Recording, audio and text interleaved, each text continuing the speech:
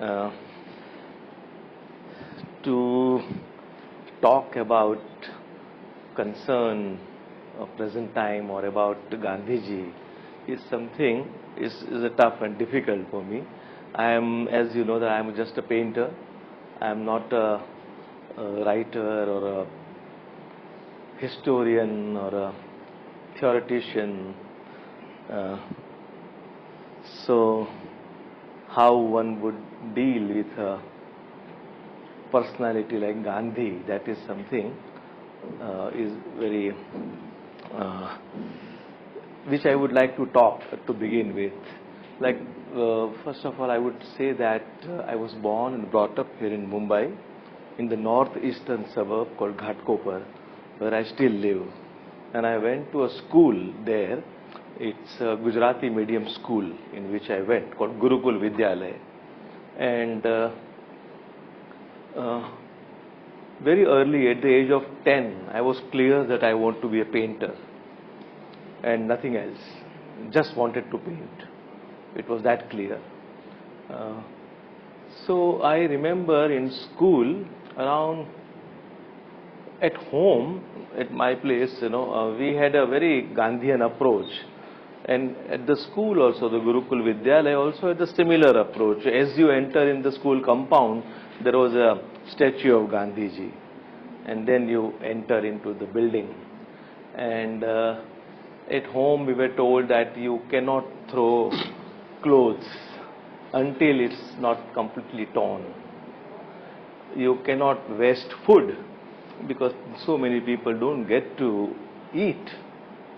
So that kind of thing, and truth and all those things were not, we were too small to understand. But at school, I remember around 6th or 7th standard, I must be about 10 or 11, and it was a boys' school, and there was a talk among the boys that, we had one teacher called Pisori sir, Pisori, Pisori, Pisori, and he used to write with a beautiful handwriting on the blackboard. As you enter in the school, he would write Sanskrit Subhashit.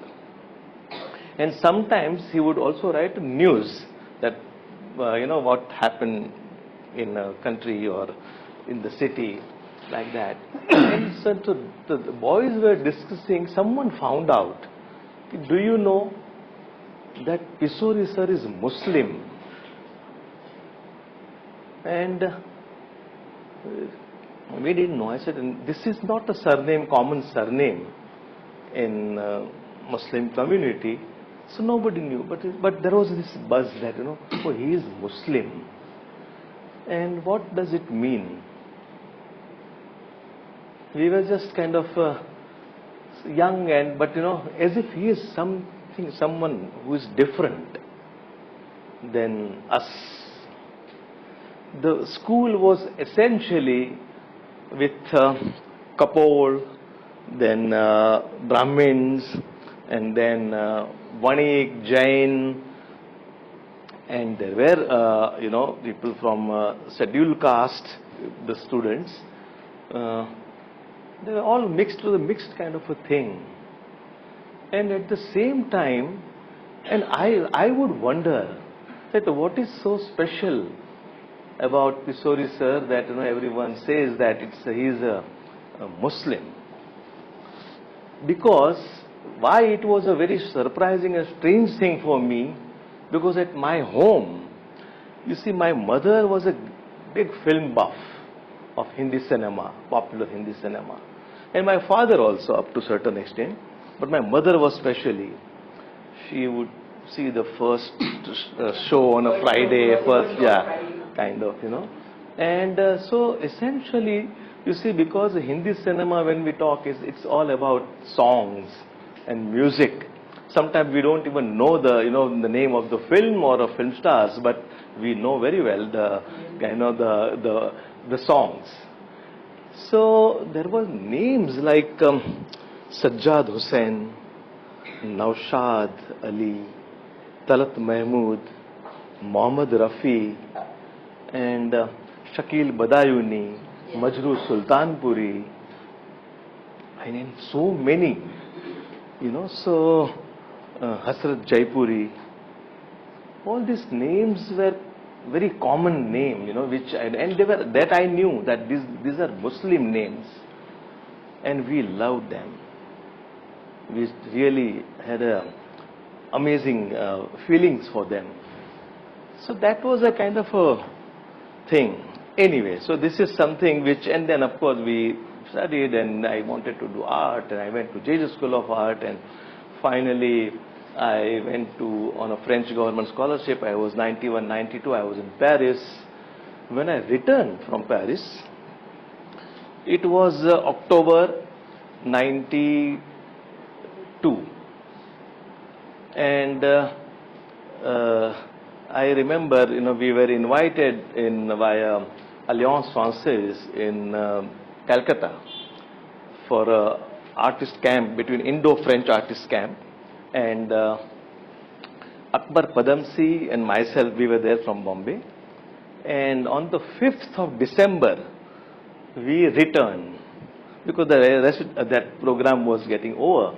So I remember in the flight, I was with Akbar Padamsi and I was with Ustad Allah Rakha, because he was also on the same flight. And I was just feeling great that these two giants, from music and painting, and with them in the same flight. Anyway, and on the 6th of December, the Babri Masjid was demolished. And we saw the live telecast on television, that how those people went, with their hand, with all kind of tools, and they demolished the old structure. And then what happened after that, subsequently, we all know very well. And there were riots all over the country, lots of killings happened, and also in our own city here in Mumbai, it was in March, there was serious serial bomb blast. And curfew was announced, and you are not supposed to go out, and all that. So when I returned from Paris, I was full of ideas about, one can do this in art, one can attempt this also. Because earlier, because I was very close friend of people like Tayyab Mehta and Akbar Padamsi and Prabhakar Barve and some other senior artists. And I said, now I am not going to care for all this Tayyab and Akbar. They are all, I do respect, but I am just going to do what I want to do in my painting. So I was full of ideas that okay, one can attempt. I was in Paris. I was staying in a place called Mare, which is hardly 7 minutes away from Picasso Museum. And when you see Picasso, this one painter who really amazingly tried out many things. His subject matter was not many, much. It was like a portrait of mistress or a still life, and occasionally some mythical figures. But every time he would attempt different things. So I said, one can do this. If popular cinema comes to my mind, I would do it. Or if I feel like doing something else, I can do that also.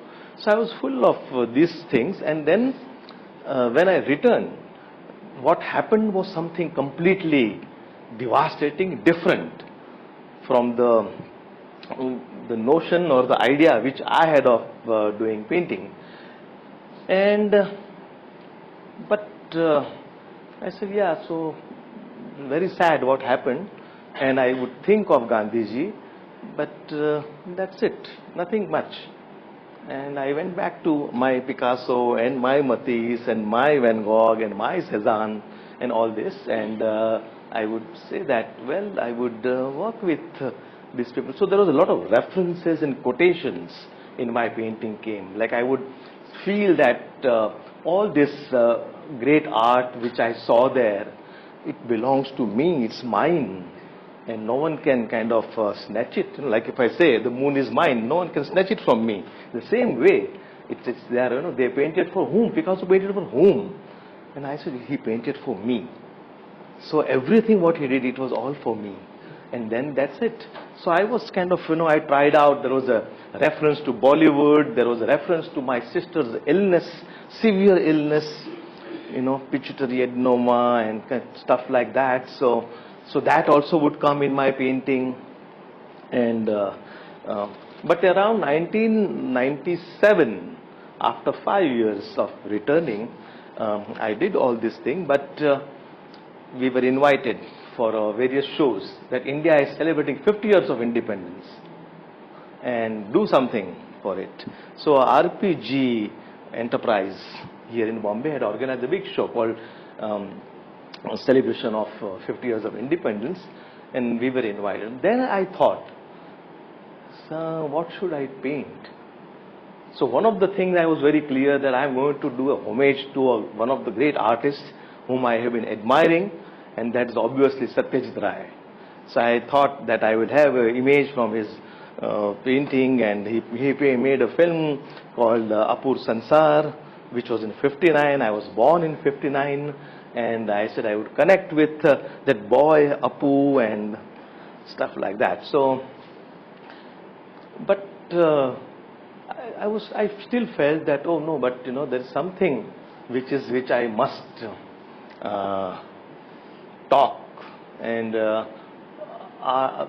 I can do painting about Ray or about artists whom I admire, but I did a painting called Lamentation. Though the moment was of celebration, but the title of the painting was Lamentation, and then it had Gandhiji in it. Now I will show you the images of my work, and this painting also, Lamentation, will be there, and I give you something. Now we can switch off the lights or dim the lights.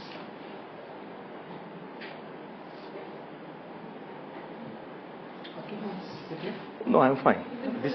No, I'm fine. Yeah, good. This is one of the early work, and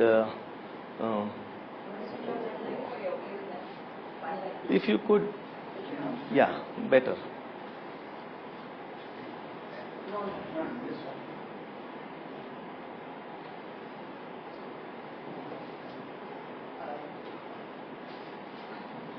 Otherwise, fine. Okay. Yeah. This is a kind of a self-portrait. Okay, thanks.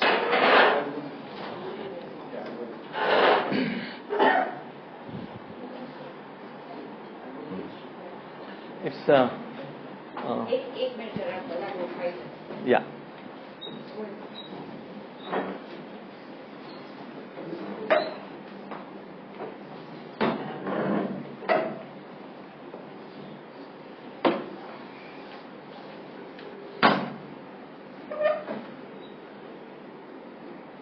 Yes, so this is much earlier, before I went to Paris, and sometime in 1987, 88, and it's called Distant Thunder.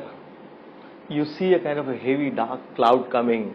Of course, the Distant Thunder is also a title, English subtitle for a film by Ray called Ashwini Sanket, and so you do see a heavy cloud coming and myself standing in Sabarmati Ashram. This is, and what I like about Sabarmati Ashram, because the place where I was born and brought up and lived there for 30 years in a chawl in Ghatkopar, it had a similar structure, same kind of a thing, like a wooden poles like that, and Mangalore tile roof we had, and similar windows and all. So whenever I go to Ahmedabad, I make sure that I want to go to this place, and I feel very wonderful feeling I get, So this is called Distant Thunder. Now let me. This is called 2nd October. And what I often kind of collect many photographs, particularly on the 3rd of October and 2nd October when Gandhi Jayanti, there is always this. Now it's not there, but in those days, yes, this is in 92, 93, that Gandhi's statue is garlanded by a politician. So he would climb on a huge ladder, crane kind of a thing, and then try to throw a big garland, in the head of the large statue. So this is somewhere near Sachivalaya. You can see the ambassador revolving restaurant. But as if the whole thing is, though of a contemporary present time, but it's almost like a fresco. You can see the peeling of plaster, and it's not it's not restored as if. So this is the one which, so I think both the first two paintings which you saw, they are in Peabody Essex Museum in Salem near Boston. They are not here, but this is the one which I did in 97 called Lamentation, where you see that Gandhiji is back on an empty railway platform going, and half of the painting is divided by a Picasso painting. Though it's a colorful painting, my whole painting is monochrome, and that Picasso painted in 1943, and it's called First Steps, where a young girl is learning to walk with holding mother's hands. And you can see that there is an expression of on mother's face which are a bit kind of sad. And the girl is more like a kind of excited, at the same time fearful of walking and all, learning to walk. You see an old man's back. He is gone, or he is going away from us. And on the overall painting, you do see images of lamenting angels. Now these lamenting angels are taken from a great fresco near Venice place called Padua, where a great early Italian master Giotto painted a cycle of Christ's life. And when there is one particular work which has a huge scale work, and it's about Christ is dead, and the angels are lamenting in the sky. That is the thing. So I took these angels from there. The girl is learning to walk, and she is coming towards us, and Gandhiji is gone or is going away. So one of the things which I thought that this girl, I have one daughter. She was 3 or 4 years old then. She was, of course, running and roaming around and all. But I said, what kind of a future this girl has in this country? So and I felt the way Picasso has painted the face of the girl. You see, if you notice the eyes, the eyes are more like an image of the Kali. If you I immediately connected with the Kali's eye, the goddess Kali. And so I said, probably she might have to play a role of Kali in the coming time, in future. So how to say that? Like talking is fine in a language, or in English or any other language, but how to depict that or how to say that in a painting? You see, you must understand that, essentially my concern is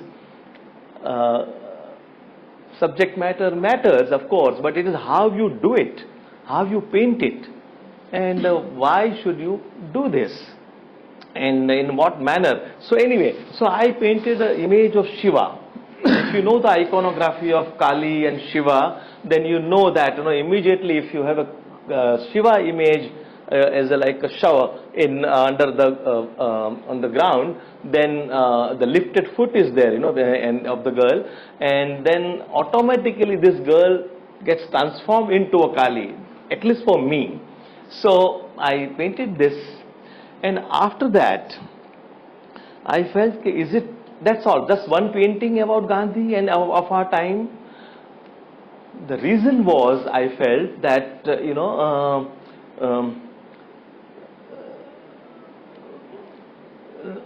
because the time in which, what we were going through, and I realized that we say that, we are happy for, for the freedom of 50 years and wonderful things, but there are so many problems in terms of poverty, lack of education, health facility for poor people, and many issues, corruption, no great leadership, the conflict between the communities, so much violence around all this. And so I said that I should paint more Gandhi. But to paint Gandhi is a very difficult thing, you see, because a painter who is more into a history of art, history of painting, or someone whose concerns are more about the creativity, the grammar of painting is the subject matter for me. You see, that was something, which I was handling and doing it with a reference to other artists and the quotations about other people's work. So it was very difficult to paint Gandhi. I said, sorry, I can't do Gandhi. It's that one painting for that particular event of 97 celebration of 50 years. It's perfect, of independence, fine. But Gandhi keep coming to me. So I didn't know how. I wanted to paint Gandhi, but I didn't know how. Why should I paint it, or how? Exactly during that time, since I was reading, and of course at the age of 16, my mama, my maternal uncle, he had given me a book, Satyana Prayogo, in Gujarati, original Gandhi's autobiography, My Experiments with Truth, which I had read. There's also a reference to Ghatkopar in that book. He wanted to come and stay in Ghatkopar, but then he felt the sea is far from, it's not close by, so he thought of going to Bandra, but the Bandra had a slaughterhouse, so he decided not to go to Bandra. Finally, he settled in Santa Cruz. Anyway, that is a small anecdote or a reference of Ghatkopar is also there in the book. But the thing is that while reading about him, I came across a statement by Gandhiji saying that I am not a seer, rishi or a philosopher of non-violence. I am an artist of non-violence, and I try to develop the art of non-violence in the realm of resistance. I said, oh, if he calls himself an artist, then I know very well what to do with an artist.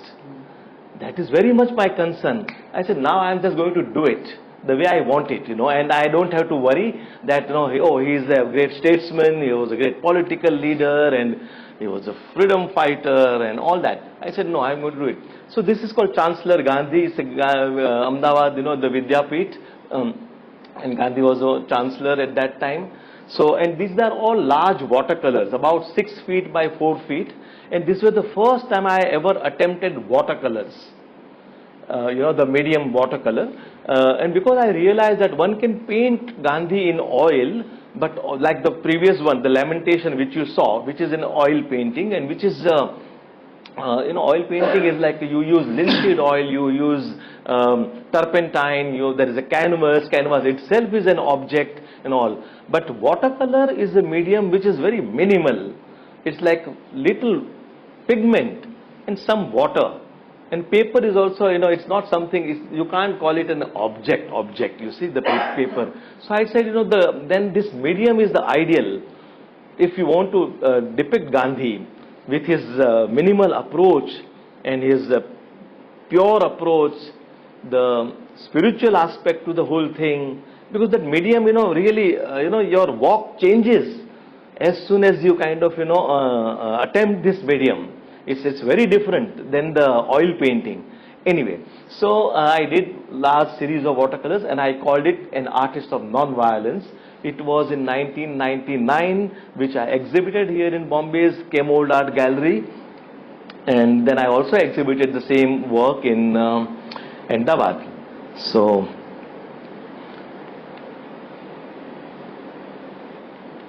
yeah, this is another painting.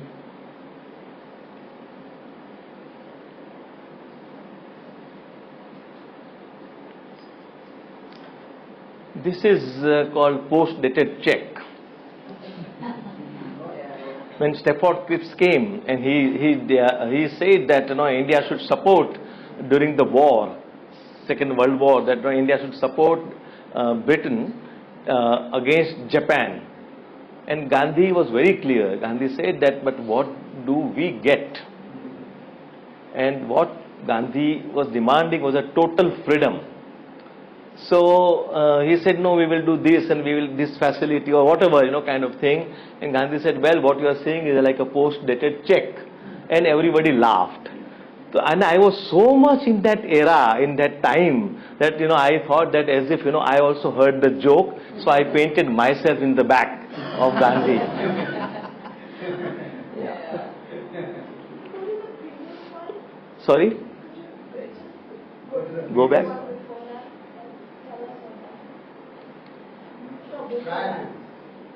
One before that. One before this, okay.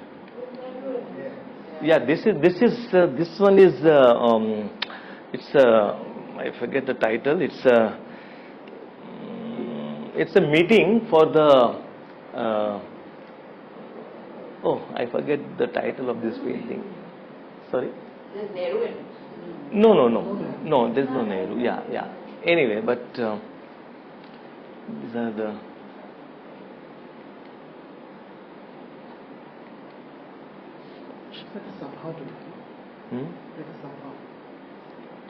Yeah. I forgot. Anyway, this is called Morning Walk, Juhu Beach. You know the story of the monkey. The whole show was in a kind of a sepia monochrome tone, except this inset where monkey and the colorful, the cats, which was a colorful patch in the whole exhibition. But otherwise, it was all similar tone thing. And I mean, it's all too obvious that Gandhi is the kind of, upside down the all Gandhian philosophy of non-violence and love for fellow human being, which is all lacking in our time. So it's obvious that this is on the 1st October 1919, Gandhi sold a piece of khadi, 8.5 yard piece of khadi. So this is a small bill which I painted on a large 4x6 and at the Khadi Bhandar in Bombay. And so it says Vechan Karna, that means the one who sold, and there is a Mohandas Gandhi, that's the signature, and the Paisa Lena, that's the cashier. I just signed my own name there, Atul Dodiya, yeah. So this is this is the way you could go back in time, and the past comes in our time, you see, and we can kind of travel and yeah.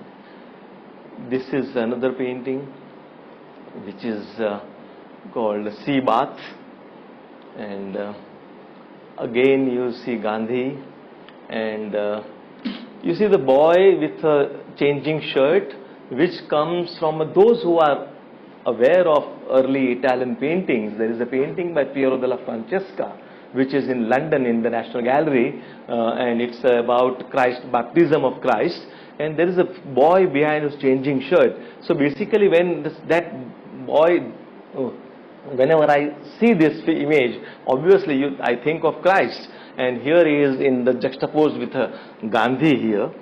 So, sorry? It's after Dandi, yeah.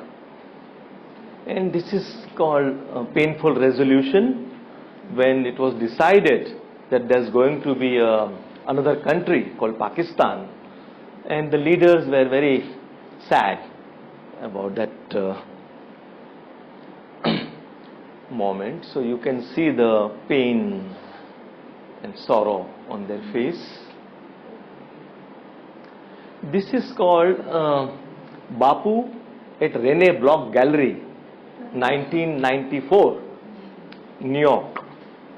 So this is, I will have to tell you a little bit, and then I will bit rush, for the rest of the images. But this painting is about, you see a man in a, there's a figure inside in the felt, and you see the coyote, the wild animal, and the figure inside is a Joseph Beuys, a great German conceptual artist whom I admire great deal, So Joseph Beuys did one performance. He had never been to United States, and he was invited to show or do some performance or work at the Rene Block Gallery in 1974. So he decided about this specific performance and asked the gallery to, which was probably this size, and it was covered but with a kind of a jali, so the audience could see everything from outside. He asked for this wild animal into the gallery space, and Wall Street journals were thrown all over on the ground. He went from Düsseldorf to New York at the JFK airport on a stretcher, in an ambulance, and in the flight covered himself with a felt, got down in the same way, went to all the way to gallery in an ambulance, covered in the felt, without saying a single word to anyone, and enter into the gallery space and spend 4 days with this wild animal. Initially there was a problem with the, the animal and would not come close and do lot of mess in the space and stuff like that. But after 2 days time, there was some kind of a friendship between the artist and the animal, the coyote. And after 4 days, that performance was over. People would come in the evening time. He would remain in the gallery, and after in the evening he would people see all this, and then he left America in the same way the way he came, without uttering a single word. Now this is Joseph Beuys' performance called America Likes Me and I Like America. That was the title of that particular performance. So I thought that it's very Gandhian, kind of approach to capitalism, not to kind of non-cooperation and movement. So Dandi March, lifting the pinch of salt, all these things are quite a fascinating performance. And if you see Gandhi, I think there is a wonderful aesthetic runs in his life, with the kind of clothing which is khadi, the structure of the ashram, and his approach to children or animal or fasting, so many things, which I thought is very, very much like and I said, how to, when I say an artist is an artist of non-violence, how to say it again in a painting. And I said it was the best to compare him with one of the contemporary modern artists whom I admire and who had that kind of approach. So that's why Gandhi, as if in 74, he is looking at that performance of Joseph Beuys in New York. That's the painting. This is called B for Bapu. There is a lot of, actually, you see the kind of shiny, gold drips, which looks like honey, but it's a resin and it's a varnish. So this is, yes. And then I did a series of watercolors called Tearscape. One thing was that why and how, after doing Gandhi in a certain realistically, I thought that I should do common man. And first time ever, again these were also large 6 feet by 4 feet watercolor and marble dust on paper. And first time I attempted figures which didn't have a photographic reference. It was away from photographic references, and so these were the series called Tearscape, and this is called Shipwreck. Of course, when you see a tortoise, you think of Kurma avatar also of Vishnu, Lord Vishnu, who lifted the earth. And every painting had a kind of image of a map of India. So this is called Houseboat, and you do see. So when you have a map of India, this is called Woman with Chakki, and there were about 10 works, but I'm showing you some four works here. And this, when you see a map of India, and when you see a female figure on top of it, you think of Bharat Mata, the great paintings by Abhinendranath Tagore. And then there are various depictions in oleographs and also popular culture, where you have a Gandhi images, the female figure of Bharat Mata image.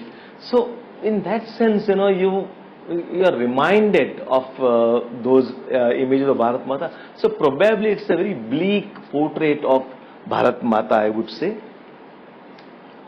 It's called Petals. Almost like a lunatic, mad woman, on the map of India. Yes, and then there was this whole work which is called Broken Branches. Again, the way I shifted from watercolors with not to have realism. This is something for the first time I attempted a work of art which is not painting, but it was an installation with 9 cabinets, and it was done for an exhibition which was curated by Dr. Jyotindra Jain and Ghulam Mohammad Sheikh in Manchester in 2002, and it was called New Indian Art, Home, Street, Bazaar, Shrine, Museum. It is a long title. And so I said what I should be doing. So they said, we could use some of your works, but we would like you to, curators asked me to do something specially for the show. And you see, my sister used to live in Porbandar, where Gandhiji was born. So I used to visit during the vacation, in the summer vacation, we used to visit her. And every time I would go to Kirti Mandir, where Gandhiji was born, and now it's a memorial museum. So there are these cabinets over there in a ground level, which has the letters and the photographs of Gandhiji.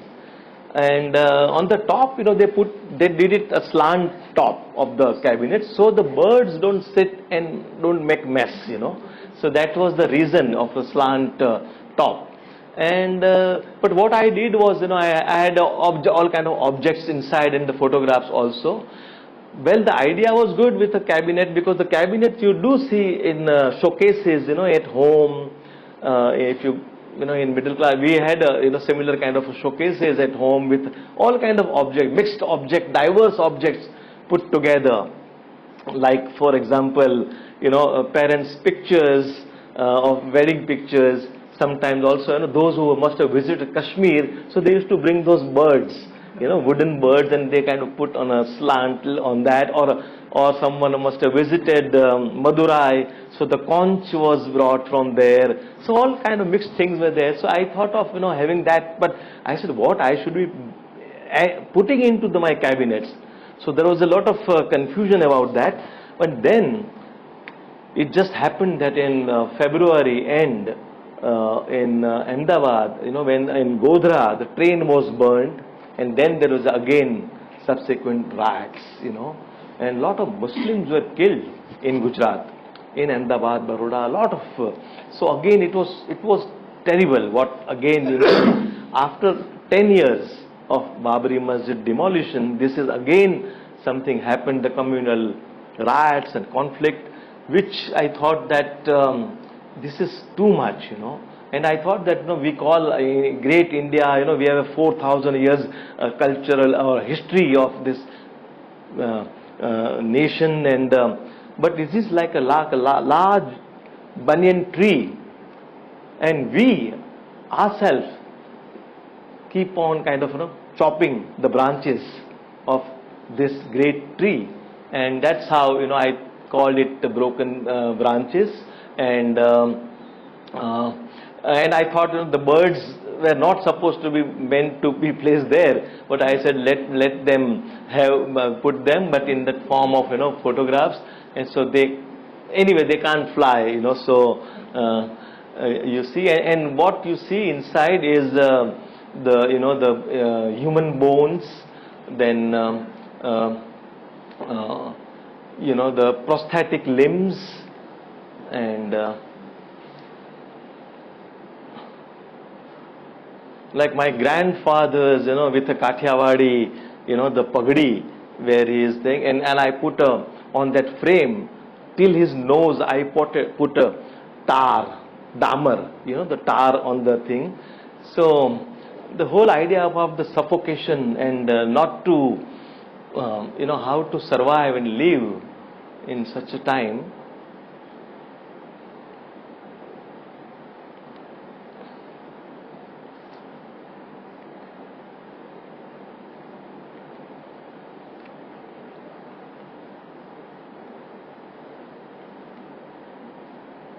This is the page of a diary of my father on the 6th of December 1992, and it was empty, that page. So I opened that page, and there is a the bone was placed, and then I took a photograph and then dipped into the tea wash and made it a kind of a yellow sepia stained thing. My father was a building contractor, so he used to often say that creating or structuring or building takes time, but to demolish, to break it, doesn't take much. So always think of creating, structuring, building. This is an image which came in Mumbai's one of the tabloids called Midday.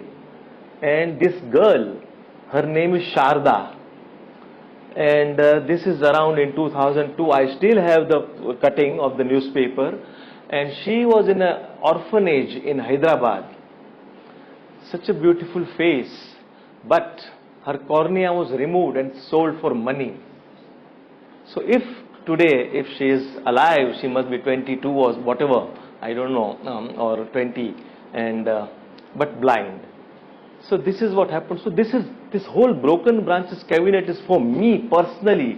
It is a homage to Sharda, this girl, I would say.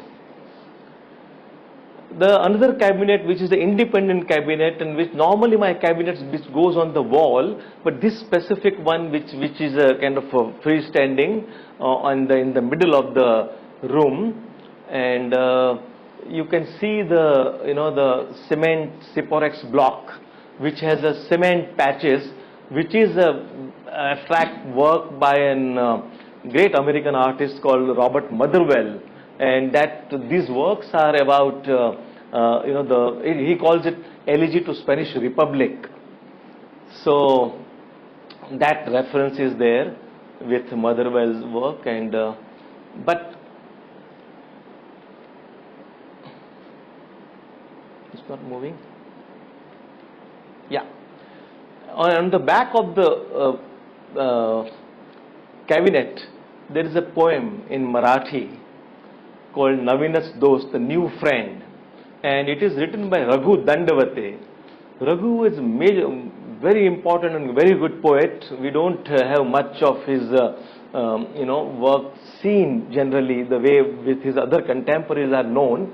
But anyway, this poem says that it's a Marathi poem, but I will translate it quickly in English, saying that nowadays I see a new friend in the city, in the village, and he smiles, and he has a rifle in his hand. I see him every day. He smiles, he drinks water, he talks, he smokes cigarette, he sits on the bench. A man holding a rifle in his hand.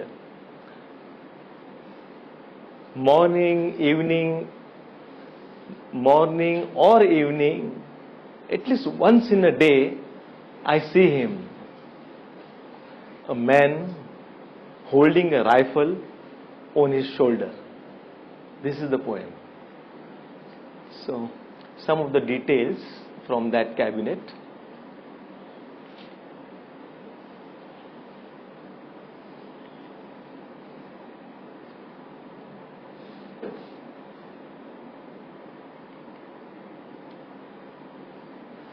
First day in Paris, again Gandhi.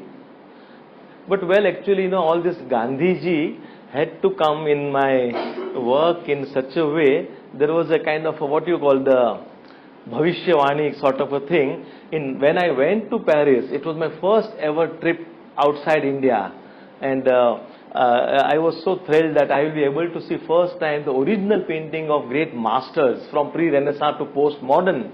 And the very first day was terrible because they were very, the French bureaucracy and the university were very nasty. And Anju had come with me and they said that, why you brought your wife? I said, well, actually it's all your, it's official. She can't just come like that. But they were saying, no, we can't, scholarship is only to you, so you go here and there.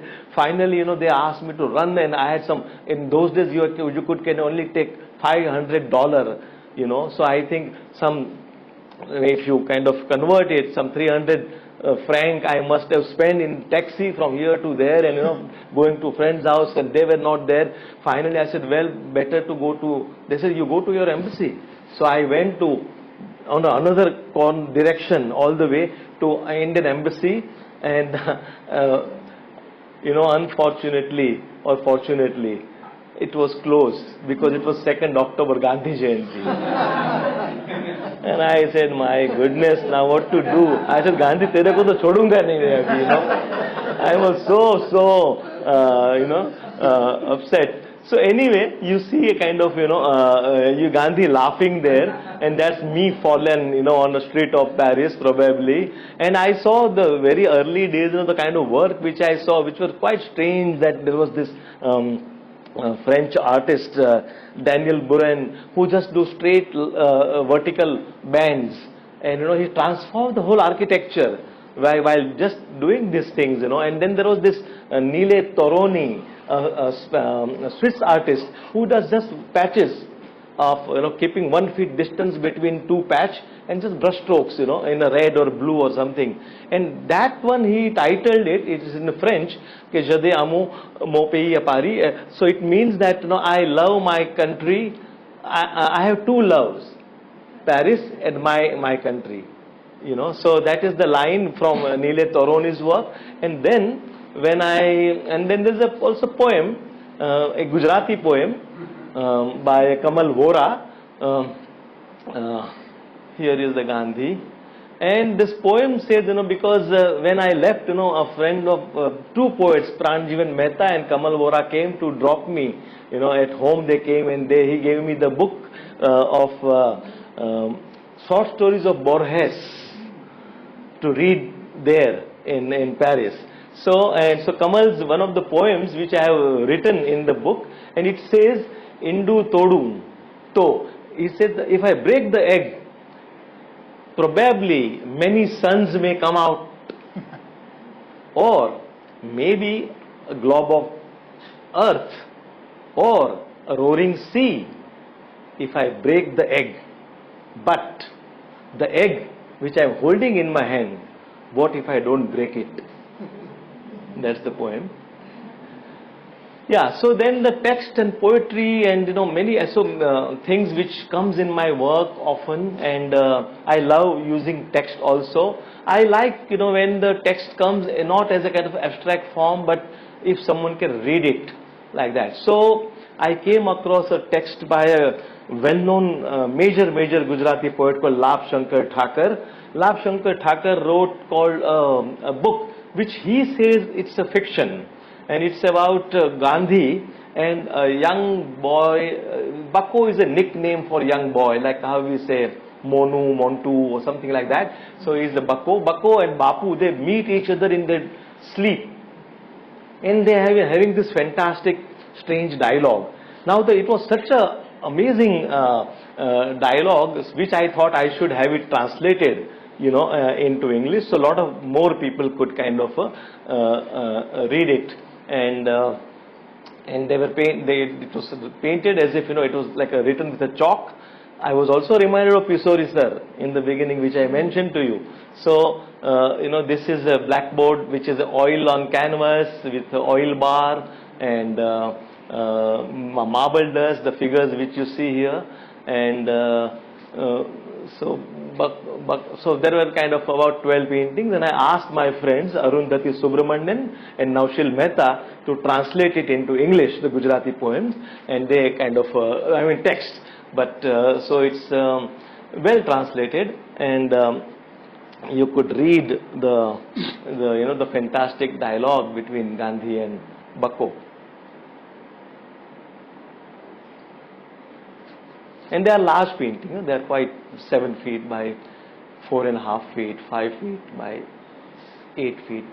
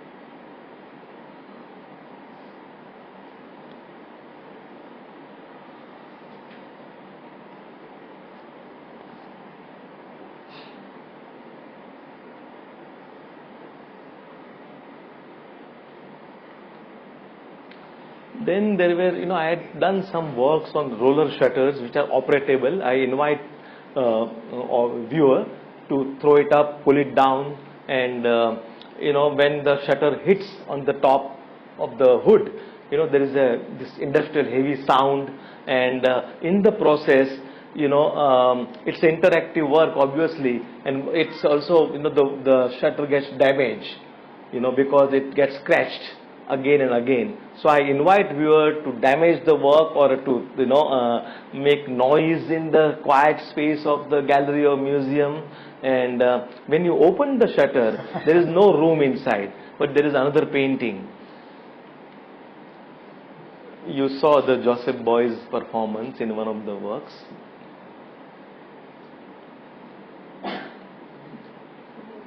This is called Nirbhay, fearless. Gandhi and his 4 gurus, Tolstoy and Ruskin and Srimad Rajchandra and Gopal Krishna Gokhale, they are on the hood. And young Gandhi, who went to London to become barrister. So,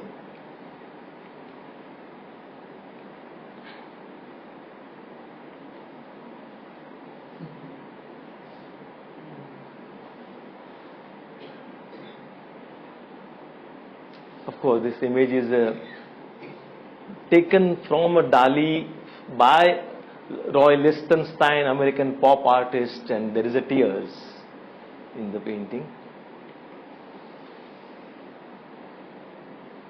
And if you see the black patches, they are all whale. Sorry, shark.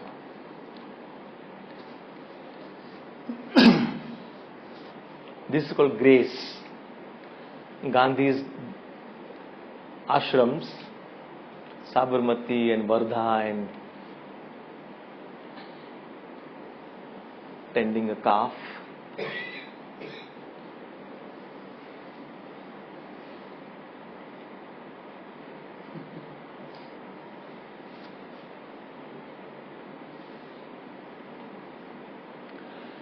Then I thought of doing a series of paintings which are based on a photograph and painted quite realistically.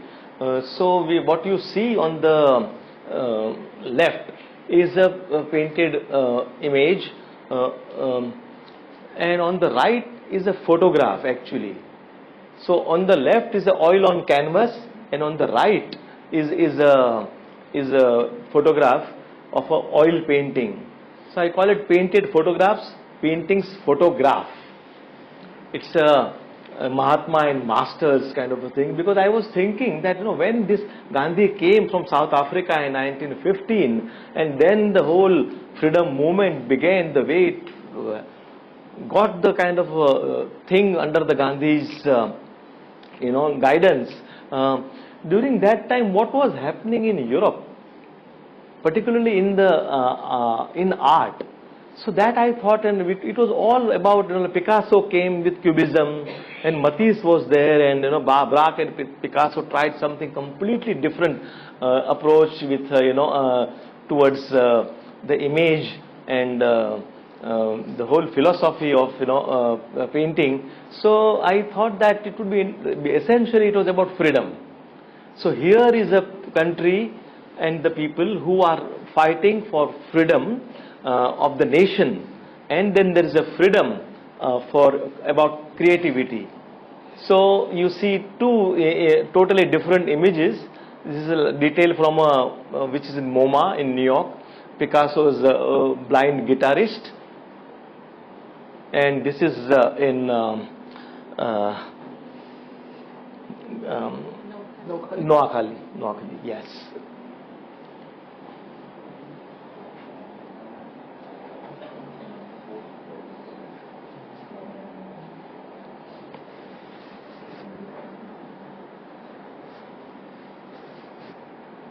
Giacometti sculpture of a hand.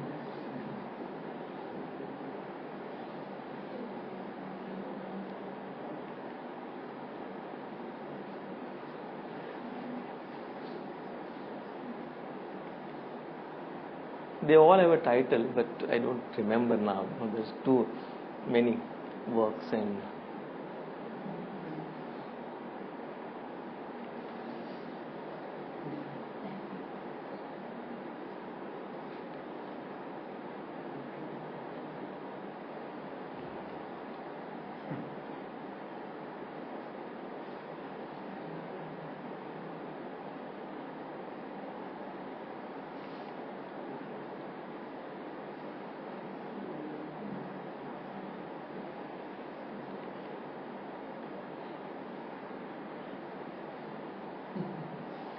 of course, all the photographs I have taken in various museums in Europe or in the States.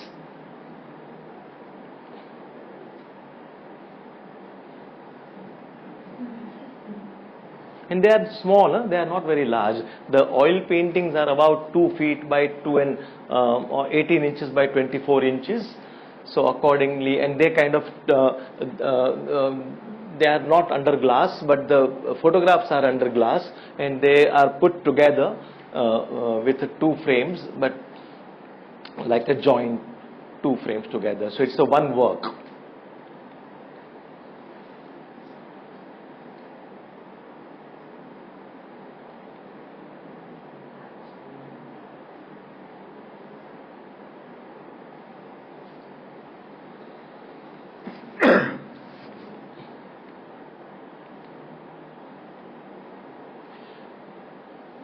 Then I had a show here in Bombay at the Bhaudaji Lad Museum, where well, that show was called 7,000 Museums, a project for Republic of India.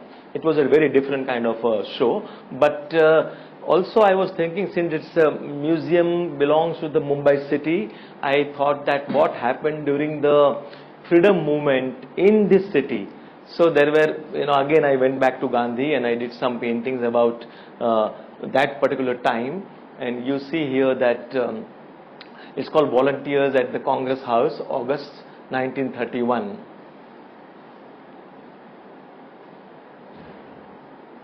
And what you see here is a kind of green abstract patch, which has a reference to Rabindranath Tagore's painting.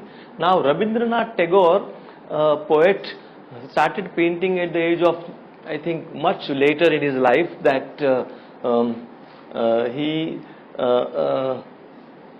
he was, essentially writing poems, and when he didn't like the words, he would scratch it off with ink and gradually create a form. So from that kind of a doodling, he arrived at some kind of a image, and then he did some 4,000 paintings. And Tagore is one of my most favorite painters, today. And so when this was happening in 1930-31 in Bombay, in the western part of India, in the east, Rabindranath Tagore started painting. So how poet and a creative person was engaged with something which I thought is interesting. So I thought of combining them both together, and they both had very deep respect for each other. Of course, Tagore had a different philosophy about art, and Gandhi has another thing. He said it's what we need is our freedom, and the poor people and many other stuff. So here you see that Gandhi is going in a ship called SS Rajputana, leaving the port of Bombay on 29th August 1931. So like a bridge between east and west, and there is a Tagorean motif again on the top. And they are large painting, about 7 feet by. Why I'm saying sizes, because it's important that you see the original painting and actual size, and the surface and the treatment matters a lot. Like this is 6 feet by 8 feet. Again, on a steamer, SS Rajputana, and you see the Tagore bird.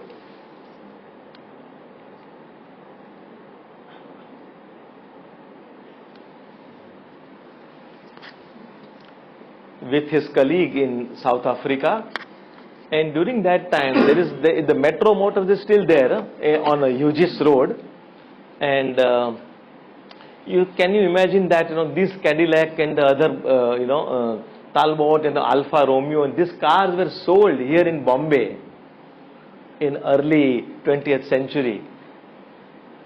And at one side there is so much poverty, and there is this freedom movement was going on, and so it's quite. This is a detail from the painting.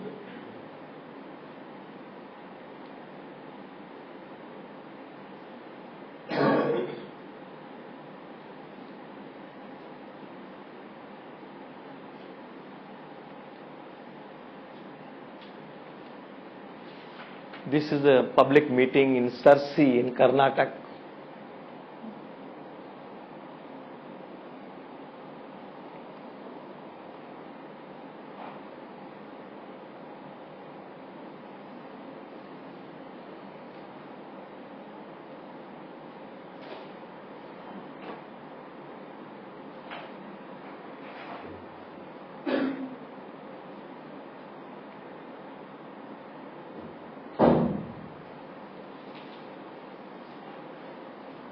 This is in Jabalpur, Gandhi, at Bheda Ghat.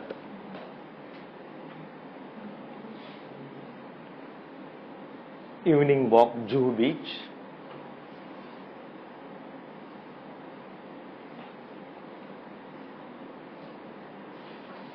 Campaigners. During the Quit India movement, Gowalia Tank, 1942. I just love to look at these photographs also, and look at that lady, the stance and the audacity with which she's facing the policeman, amazing.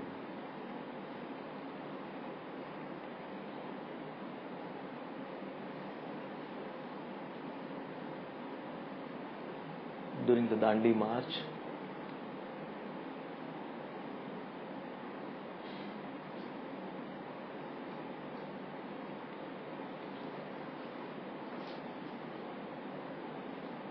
Public meeting in Surat. It's called Sunset in Surat.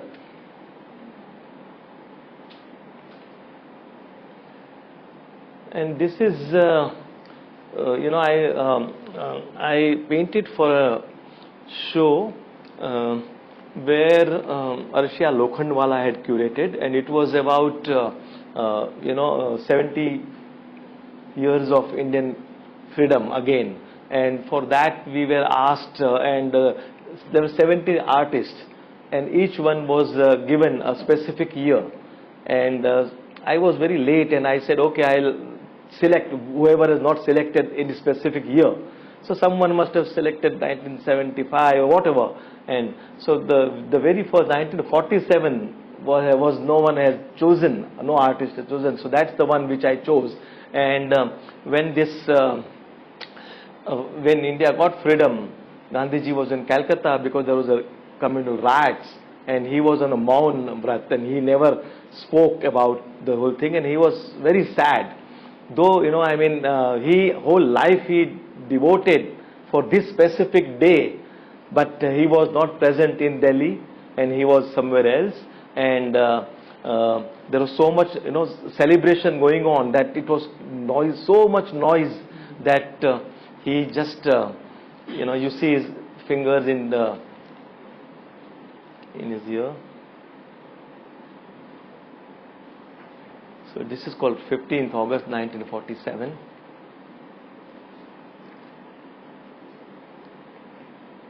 That's it. Thank you.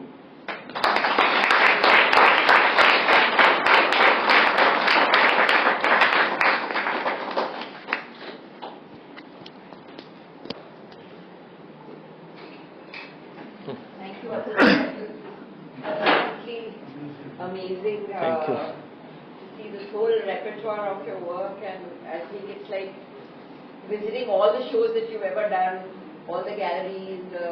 It brought back a lot of nostalgia in terms of all the references of the artists that so beautifully you've captured in your work again. Thanks. And it was a delight. Thank you. Absolutely. These are some 79 images which I showed. There are more than 200 paintings. No, I'm sure. I'm sure. Anyway. It's a legend in your work. And I think more when we get into the discussion, I have my notes and questions. Sure. Now I shall invite Riyaz, and I think he has a very different take on Gandhi, but it will just kind of create the discussion or warm up the discussion with Abhay to follow. Before that, once he's done, there will be a small break. I repeat again, so we can have a tea, coffee, and biscuits, and then we'll come back to the discussion. So I'll leave it to you guys. Yeah, may I have the control over the images?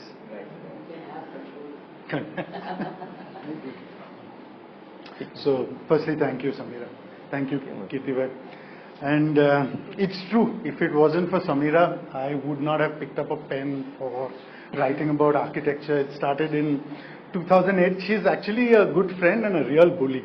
Okay, I mean, those of you who know her will know that it's not like you have a choice. And it was duress that led to many good things. And so, so no, genuinely, my preoccupations were teaching and design, and it was really the first SPADE article that actually forced me to write. And then I thought, oh, this is actually quite fun, and I enjoyed, as I told her, the seclusion of it, because a lot of architectural practice is actually dealing with a lot of people, including your clients, your contractors, and so on, which often doesn't give you enough time to retract and think about what is really important. And I find writing really does allow you that time. And so thank you, Samira. Atul bhai, I don't know if you remember, probably a decade ago, I saw you present your work in Ahmedabad with Professor Doshi. Yes. And I remember the same kind of humor and the kind of poignancy of the work, and it stayed with me because when I thought I'd start with this image, because with Gandhi there's always a prehistory for everybody. And I think that just like you mentioned, Ghatkopar and kind of referencing to even the kind of chawl and the space that you grew up in, I had a different kind of relation to him even before anything architectural happened. I mean, we all learned about Gandhi in school, but I come from a family that was historically strangely close to him. That is a picture of Abhay Sardesai, my great-grand uncle, not right now, I'll tell you.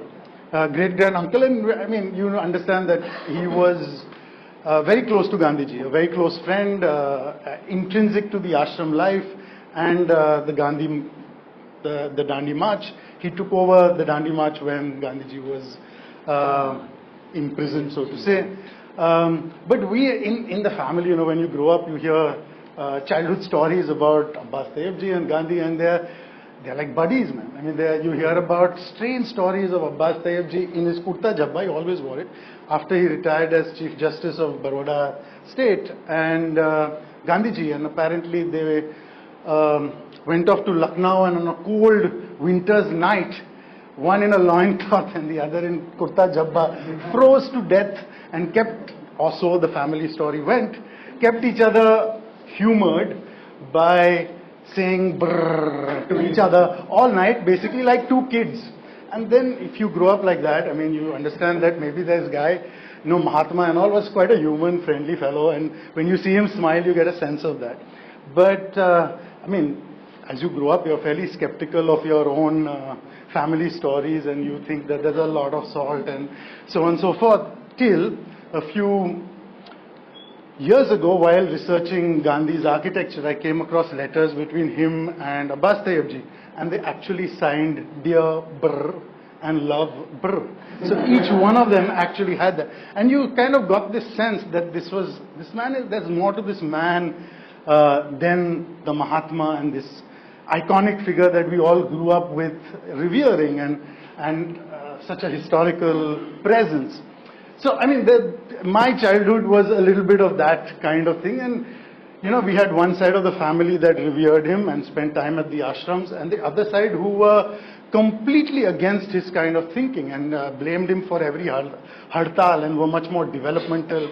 So when Datta Samant, as I'll show you, was creating havoc in Bombay, which some of you all might remember, you blamed Gandhi for it, right? Because, I mean, the whole idea that you could protest and be anti-developmental was something that everybody felt Gandhi was to blame for.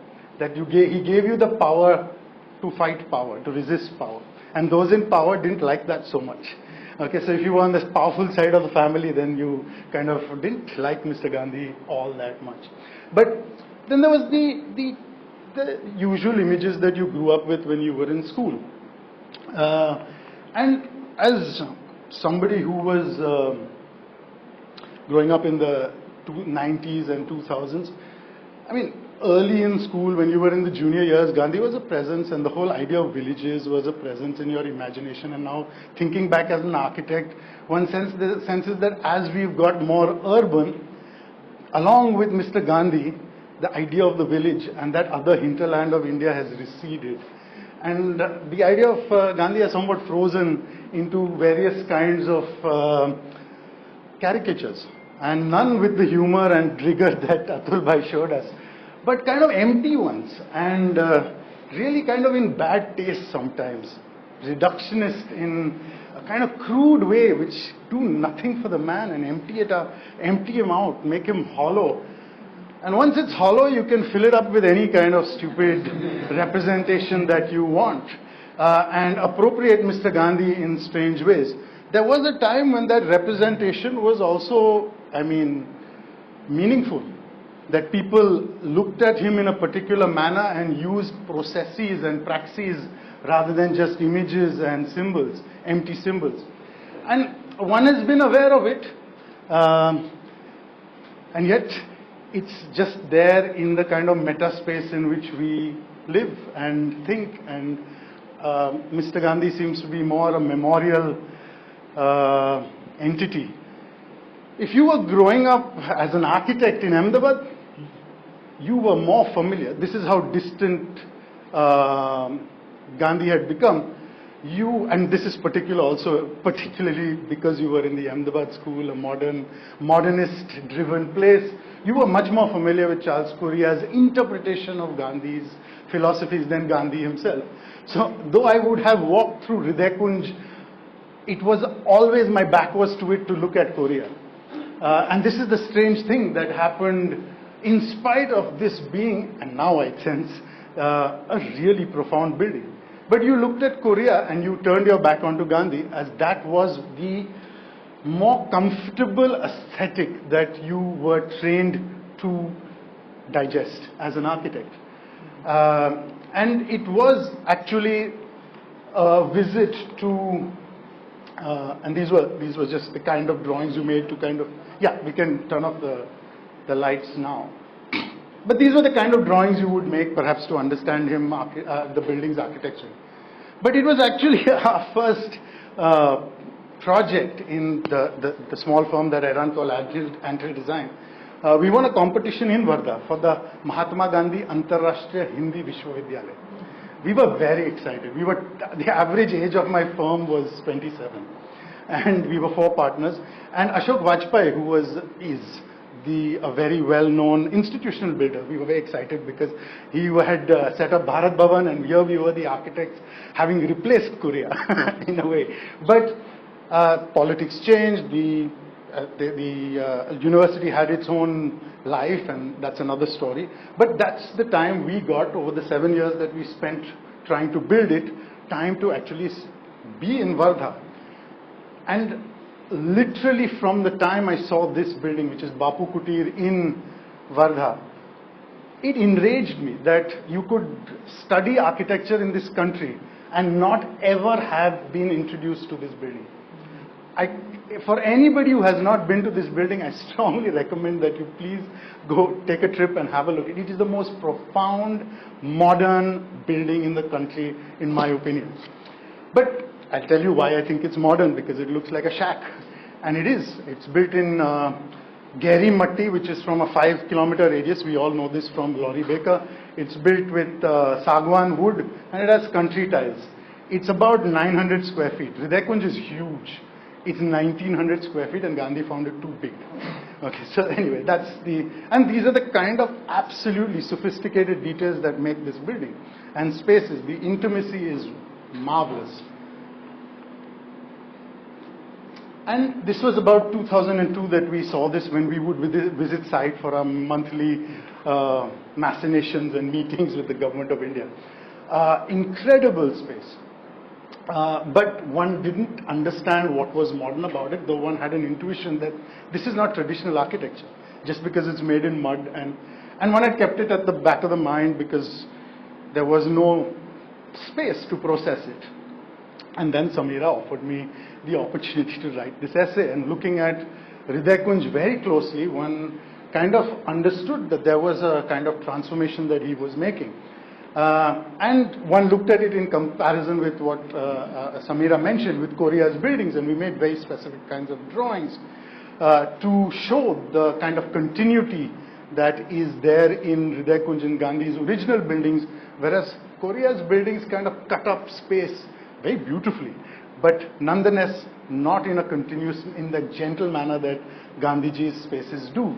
And what I started understanding through this exercise, and the article that I wrote for SPADE was called Frugality, was that minimalism isn't frugality.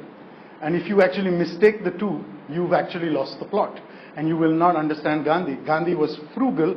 Correa's approach might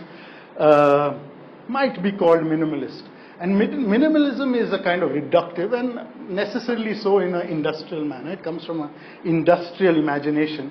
Whereas frugality comes from, etymologically comes from fruge, which is the fruit of the earth, which comes from like taking care of the earth, to cultivate, culture, all of those things entwine deeply into a kind of ecology where saving and sparing is the root of the attitude, not using less, because that already means that you're going to use. Whereas the other one means that you're going to save and spare and hold and keep for the next harvest. And there's a completely different sense of time in that. And the two talked about this. I mean, when I look at these drawings that were made in the office at that time, I still get the sense of the difference between a minimalist approach and a frugal approach. But those were the kind of ideas that had started when we were first kind of researching for the SPADE article. And they were through a set of drawings. Several things happened in the interim. One kept practicing, one forgot about Gandhi, one kept going to the ashram, but not with any critical kind of approach. And then in 2013, the Ministry of Culture, the Government of India, Ministry of Culture set up the Gandhi Heritage Sites Mission. And the mission was constituted to identify, conserve, preserve for posterity the built heritage associated with Mahatma Gandhi. Now, it's an interesting kind of thing to note that Gandhi is the most documented man in history. Okay. He had 3 biographers. I mean, if we go into this, he had 3 people, secretaries who were writing about him. He himself was writing. He had an American biographer, etc., etc. From the time he comes back to India, we know his life down to a least count of 30 minutes. Because he's also a Gujarati Banya and he keeps accounts like to 3 naya paisa for the bullock cart to Calcutta. That is the level of accountant that he is. And therefore, not only do we know where he was and when he was, we know how much he spent and how he was organizing. Like and how, Jinnah. Sorry? Like Jinnah. Like Jinnah also. so here's we know. So if you were to put together an archive of this man, how would you organize it? So one of the things that the archivists and the scholars who were dealing with, Trilip Surud, co-author on the book, Gandhi's Places, who I worked with, he was the director of the ashram at that time, and also setting up the Gandhi archives. One of the thoughts at that time was that if you can't do it in terms of a chronology, because the chronology is too dense and the least count is too small, you will have to look at it geographically. And if for that you needed an archive of place and not of time. And therefore the whole idea was that somehow we'd be able to organize this knowing the sites of Gandhi that were important and so on and so forth. And the mission initially identified 39 sites, and I was pulled in as the coordinator, whereas we had a kind of project advisor committee. So very formal government structured process, and we put together an action plan and so on and so forth. So my point only to show this is that far from the intuitive research and study that we were doing when we were looking at SPADE, here was a very, very structured project that was put together. We had workshops, we had partner institutions and conservation architects who were to work with me to actually document these 39 sites. And I won't go into this in too much detail. This is just to give you an idea of how we built the archive of Gandhi's places, and then started documenting them. I'll just give you the Varda Ashram, an example of what a documentation of these buildings would look like. It was pure measured drawing for those who are architecturally inclined, and in great detail. The mandate given by the government was, should there be force majeure, we should be able to reconstruct. Should there be disaster, we should be able to reconstruct these buildings as they were. That was the mandate given to us. So the documentations were to the level and detail that we could actually reconstruct these buildings should there be damage to them. So they're fairly detailed drawings, and this is just to give you a sense of the way that we went about, the kind of formats we followed. Because there was no, there's something with the, anyway, it doesn't matter. Photographic, you can see one of my office guys giving you a sense of scale so that we can go back and draw some other details, all of that kind of stuff. This is actually Bapu Kuti drawn on a computer. And this raised a huge amount of questions in terms of documentation. How do you document a building that you're going to add mud plaster to every year? What do you take as critical original dimension? How do you write a conservation guideline for these things? These were some of the things that we struggled with and we put together in some manner. We finally made hand drawings of these as well, but these were the ones that were officially submitted to the government. There is real problems in terms of conservation, but that's another story as well.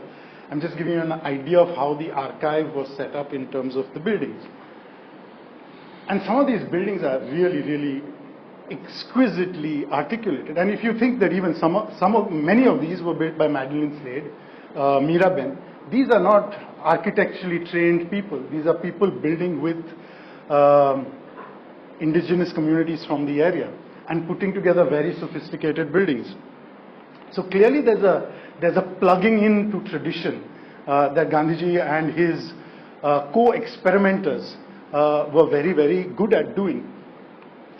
So I've got one full set to give you an idea of how comprehensive the documentation was. This is one of the sites, and there were 30, totally finally we were able to find of the 39, only I think it was 27 of them, others have been either demolished or damaged or not in the state that they would be of any consequence. We measured everything including utensils and paraphernalia that would have inhabited this space. So we also, you will see in the corner, mapped every single tree, pretty much like what the exercise that Samira did. Every tree, roughly the year it was planted from oral records and histories, etc., because we felt that the flora of that ashram is as important as the buildings. And I'll come back to that. You can get a sense of the continuity of that space between inside and outside. You know, most of us, and I was more familiar with the residential architecture of Gandhi, namely the ashrams. And these are what we most commonly associate with them. What I want to show you a little bit of today is one building which is called the Magan Sangrahalaya, which is an institutional building. It was originally built as the All India Spinners and Weavers Association building. And it's actually a really interesting plan. And it's not something that you can do if you're not an architect, in my opinion.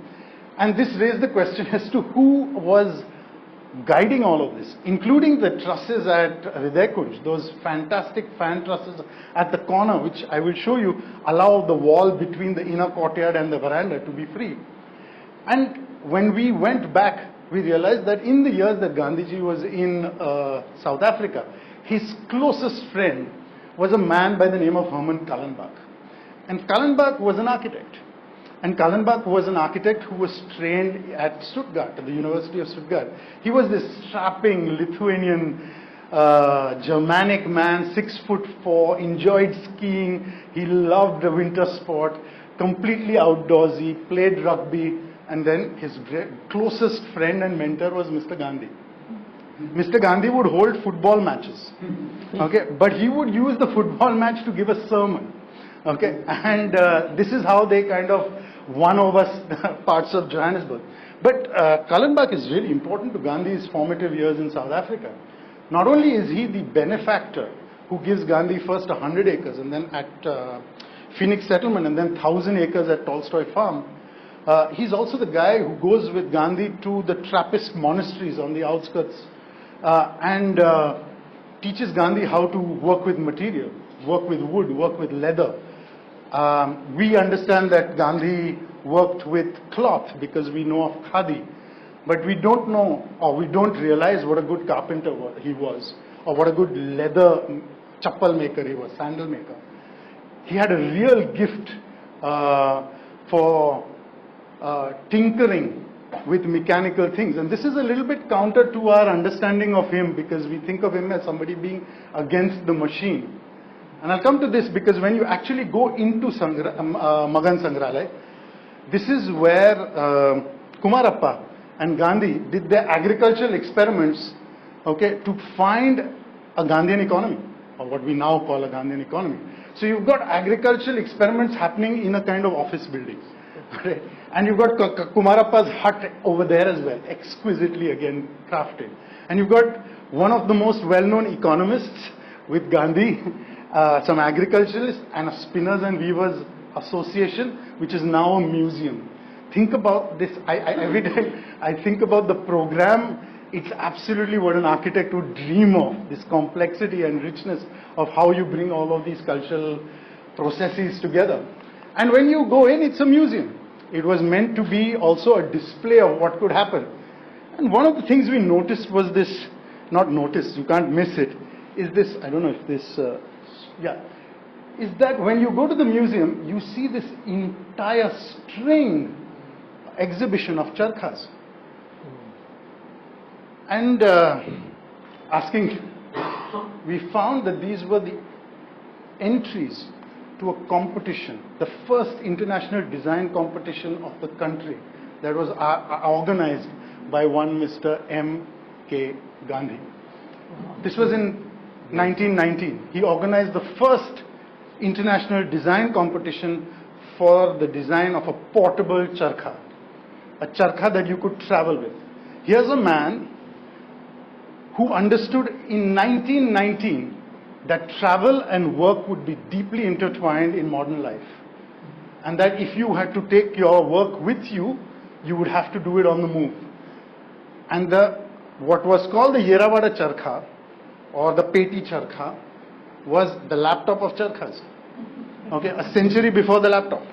And there was a design competition in 1919. They put it up in on Navjeevan, in the Gujarati paper that Gandhi used to edit. By the way, he was an editor of 4 newspapers for 40 years. Okay, so this is a man who's apart from all the letter writing he's doing, he's also editing 4 newspapers in 3 different languages across 4 continents for 40 years. So, but this is the first advertising, the first not notice you could call it, where the prize money is 5,000 rupees. Okay, finally there's a whole kind of history to this, and in 1929 the prize money is 1 lakh rupees or 7,700 pounds. Right? You do the calculation of what that is in today's money, and we'd all take part. Right? So this is what he's thinking. This is his attitude towards machines. He sees it as part of movement, and but he does see it as deeply connected with the body. He does not look, any machine that causes alienation is not acceptable. And therefore, as Ashish Nandy would say, he is not against technology, he is against the technologist that separates the inner being of man from the processes that he is engaged in. But these are some of the entries. There are replicas in Ahmedabad, so I could get you some photographs of it. We've made drawings of these and how they work, and these were supposed, the design brief is really precise. You have to be able to spin 4 pounds of yarn per hour. These are performative parameters given. It was not some wishy-washy guy saying make khadi and we'll see. You know, everything is very precisely given. I'll compare this because it's around the same time in the 1930s that Le Corbusier takes part in a car design competition. And look at the design he puts in. There's nothing mechanical about this. This is a kind of architecture of a car. It's an anthropometric diagram. It doesn't tell you about propulsion. It doesn't tell you about engineering. It doesn't tell you about the kind of way that the mechanics of the automobile are. And yet, when I started looking at Gandhiji, he was tinkering with that charkha till the cows come home. He improved the aerodynamics of yeah, exactly, till the cows come home from the fields in the ashram. But he worked the aerodynamics of the flywheel so that the yarn was finer. He worked with what the nature of the bearings and the string, the way it was to be run, so that the performance of that charkha improved. So he was a tinkerer. He wasn't interested in the aesthetics of the machine. Let's say if I was to take the early futurist paintings where flight and the whole idea of the machine is aestheticized. Aestheticized in a very important way, because what you're saying is that if I'm interested in flight or the automobile, I'm interested in what is the experience that it brings. And we know this, that flight brought a certain new relationship with the city, and our good man's hand is over there, showing us almost taking the position of God, but so detached from the city that it's always an aesthetic experience that you can talk about. And Corbusier actually wrote a book on flight and the aeroplane. But it's a different position from where Gandhiji is coming from in his relationship to the machine. And it's also the scale of the machine. Whereas what we have been kind of inculcated with the heroics of the machine, of the steamer, the airplane, the factory, and the motor car. Of course, this is from Towards a New Architecture, Le Corbusier. They are all ginormous mechanical entities that were supposed to shape the world. We were modernized by a different scale of machine. And this is David Arnold, wonderful book called, I think it's called Everyday Machines, where he says in his incredible book that in India and many other colonies, modernization took place from within the domestic sphere with the smaller machine.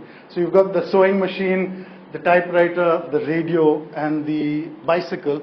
And what's happening is the scale is that they've entered your house. And they're modernizing from inside out and not outside in. And Gandhi understood this. He understood the relationship of this, of the mechanics of this deeply. And so he actually, he says that the machine is a great sin. But he slowly kind of changes his position on that. And at some point he talks about the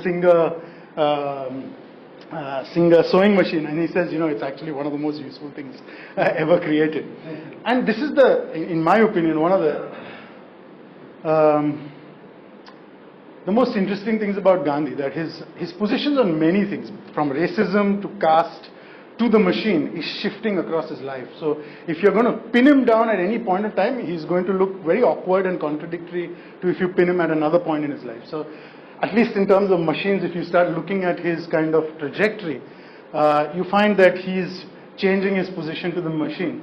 One interesting fun fact, that's me on his bicycle, but we'll come back to that. So in about 1890s, when he's in London, Gandhiji is introduced to two really interesting characters by the name of Henry Salt and Edward Carpenter. His roommate is a guy by the name of Josiah Oldfield. And it's Ram Guha has said that the fact that he was living with a white man in itself is radical, but the fact that he had white men as his closest friends who were vegetarians was even more radical. But Edward Carpenter and Henry Salt, these guys were Cambridge mathematicians. They were dons who had given up the university life, gone to the outskirts of London, probably homosexual, experimenting with all kinds of social norms. Henry Salt wrote the first pollution guideline to London. And these guys were completely out there, and Gandhiji was talking to them. They introduced Gandhiji to a really interesting concept called heterogeneous manufacture. And the case study they refer to was one that was done by Karl Marx. And Karl Marx had studied a small town in Switzerland, which at that time produced 55% of the world's wristwatches. And that small town happened to be La Chaux-de-Fonds, where Le Corbusier was born. And in heterogeneous manufacture, what happens is that each house in the settlement produces a part of the watch. So the entire settlement is like a factory. And then various organizations pick up parts from it and constitute the watch, or manufacture the watch. And so Corbusier's father, the dial painter, was one such person in that fabric that was manufacturing watches. And to Gandhi, that was exactly what was a perfect manufacturing system that had equity, that looked at community, that was modern. And that was exactly what Corbusier was running away from. He ran away from La Chaux-de-Fonds because he understood that capital was so evenly and equitably distributed that at no point would you be able to do a big project. You would not be able to gather capital in enough concentration for you to do a large city, right? So it's the small and the big kind of playing itself out at the level of manufacture. And Gandhiji always talked about manufacture in this heterogeneous kind of community way. So much so that when I actually had the honor of restoring his bicycle, that yet is another story. But when Gandhiji was asked how we should organize manufacturing in India, he actually said that you should have small workshops in villages. And that people should be able to get parts, and you should be able to get a cycle kit, and it is the labor of the people in the village that should be putting the cycle together. Firefox did this about a century and a half later. Okay, they actually would send you a kit, a bicycle in a kit, and you would put it together at home. About the time that Gandhiji was riding this bicycle was this photograph that Atul Bhai also showed was taken in 1929. In the 1920s, about 45,000 bicycles were entering the country each year. And a large part of the number of these bicycles could not be sold or assembled by Indians. Only British firms were allowed. There was an embargo. But you could put together parts that had already come into the country and had been sold. In 1910, that embargo was lifted. And therefore, a large number of workshops across Ludhiana, Gujarat, what they would do is they had already figured out how to make parts that don't have wear and tear. So they would use the expensive English parts, okay, the sprocket and so on and so forth, while all the tubes and so on were all locally made. And this really hybrid kind of manufacturing kind of developed.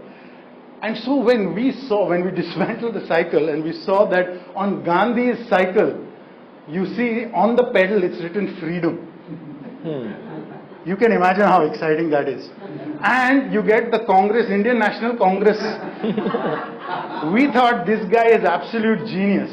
Okay, like you're using propaganda in a way, okay, that's really going to get the British.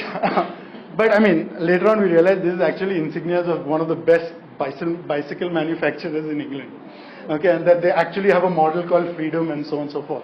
But the same person I mentioned to you earlier, David Arnold, says that because a lot of people weren't allowed to manufacture and bring in cycles, they were actually putting together bits and pieces using parts that were imported.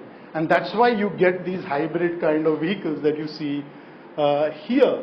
That these weren't things that you bought off the shelf. It was because there were embargoes of bringing full bicycles that people were forced to think of what they could do with a kit of parts. So here's the thing. We like to think of Jugaad as being something intrinsic to India, but I'd like to tell you that we owe the British for this, because there is a political space that forced Jugaad. It's not intrinsic. If you look at craft in India, there's nothing Jugaad about it. It's extremely precise, extremely high caliber, but it comes in through certain kinds of restrictions. Okay, and these are just other machines that I think Gandhi would have been very, very excited to see, because these are not machines that are single use. The one I'm showing you, this is in Madhya Pradesh. It's actually called a Jugaad. Yeah, the engine is a water pump, and you can take it off and you can use it to pump water into the fields. Then you can put it back on, and in the non-agricultural season, it's used to taxi people up and down the national highway. So this is between Jaipur and Agra. And what you're saying is, and this is a machine that can use to take children to school and make ganne ka ras. So you've got multiple use machines which are meant to do many things. Okay. You're not supposed to do it well. If you want to do it well, buy a Ferrari. Right? That thing is made for speed, and it does speed really well. But the machine that Gandhi is talking about is not that. It's not fit for purpose. It's got a kind of, what we would call it, got redundancies that are ridiculous. It's completely inefficient by any parameter. But it's those redundancies that allow you to use it in different contexts with a kind of, how would you say, a looseness.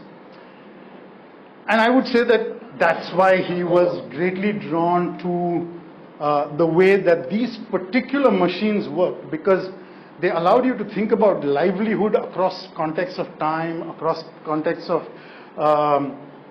different kinds of hardships that you would have. And this is just to give you an idea of the quality of stuff that he was, and the craft that he was dealing with. I'm just going to bring it to a close by looking at Gandhi's toilet, because we think about, I mean, if I was to look at it in terms of just his chappal, or just his kind of woodwork, or just his charkha, we wouldn't understand the ecology of material that he was talking about. From the time that he was in London, Gandhi was meticulous about his diet. Okay, and if you read the notes that he's taking about ingestion and the effect on the body, what he's really studying, using his own body as an apparatus, is what happens when food as a material enters my system. How do I feel? What does it make my body do? And then when it comes out, what happens? And he's looking at feces in an incredibly scientific way. Right? So he's looking at shit, and he's looking at food at two ends of the spectrum, and then he's looking at the whole sociology of food, and he's looking at the sociology of shit. And he's saying, what I see is the sociology of food has one kind of social structure, and the sociology of shit has another social structure. And the sociology of shit doesn't look great. Okay, because there's a huge amount of discrimination related to that. And that's why he's continuously working with lepers, untouchables, manual scavengers, and all of that. It's part of thinking about a kind of material culture of the materials that enter your body, leave your body, and enter the environment, and then close that circuit. So when one looks at the toilet, Gandhi is actually thinking about all of this in the way that he's articulating what these spaces are for. And what all happens in this space. But in order for the toilet to be a space of dignity, and I look at these toilets and I think about the way I design a toilet for most of my clients, and I think of it as this kind of ceramic wall, anesthetized kind of space. And what his toilets are saying is that, to me they're saying that this is the place you spend time with your body. It's the one tactile space. And he's made that himself out of wood. He's put a piece of stone on an Indian WC so that the way that his bum sits on it, okay, is in a particular manner. There's a bookshelf next to the toilet, right? People knew that when he was on the toilet, he would dictate to his secretary, who would sit outside that window taking notes. Yeah, I'm not joking. And when he was having a bath, Nehru would walk in and they would discuss the future of India. And it was known that you could walk into his toilet. Now, how does a Vanya become so comfortable with his body? How does somebody who is a blue-collared son of a prime minister in Saurashtra start getting this ease with material to be able to make things, right? Most of us think of it as labor. How do I start developing this? This is something that he works on through his life.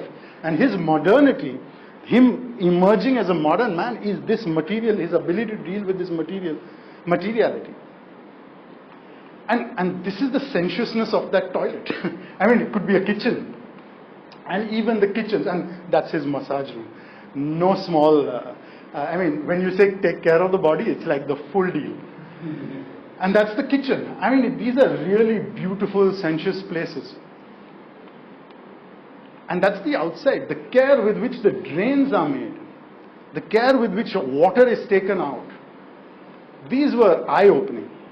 And it took us back to the days of his, where did he come from? Where did this originate? Where did he start looking at buildings? And we went back to Porbandar, Atul bhai. Mm-hmm. You know, where we went to that little house in which his biographer says he was born in a small dark room. You know, and that small dark room is also in many ways indicative of what India was like then. We like to think that it was because of the British, but remember, you have Sati, you have a hell of a lot of indigenous violence, if you want to call it that. It's not particularly a happy space. His mother's actually a really interesting lady. Okay, and Ba goes to a Haveli temple right near here, and she is a follower of something called, I hope I get this right, Pramani Sampradaya, which is, Pranami Sampradaya. And it's a kind of mix of Islam and Hinduism. And it's actually a Haveli temple right near their house. Even though their house is part of a temple complex, they're right near. And he grows up in this house. His father is the youngest brother who occupies the lowest level, which is a dark level. The house goes up and the two elder brothers occupy the upper level. This is a kitchen space. And you can see it be a pretty dark space. And most of his childhood is spent outdoors playing. He doesn't enjoy it very much. He goes to a school which is about 2 kilometers away. It's called Dhulia Shala, which means the school of dust. But that just gives you an idea of the kind of dry, arid region that he's growing up in. But this is pretty much a typical house plan of the area in which he grew up. You would have a kind of, this would be an otla, which sits on the street. There is something called a parsal, which is half room, half veranda, which sits on a chalk. You would get the wet areas here. Sometimes the kitchen would be here. Sometimes it would be on the inner osri or parsal. And then you would get 2 ordos. And that the ordo is the inner room. Now, ordos are rooms today in our 4 BHK, 2 BHK culture. You think of the bedroom as almost the unit of inhabitation. But in an earlier time, an ordo is a closed room that is used for storage. It's not the living part of the house. It's where the elderly might be put up, the sick are kept, or if you're a newly married couple and need privacy, you would be there.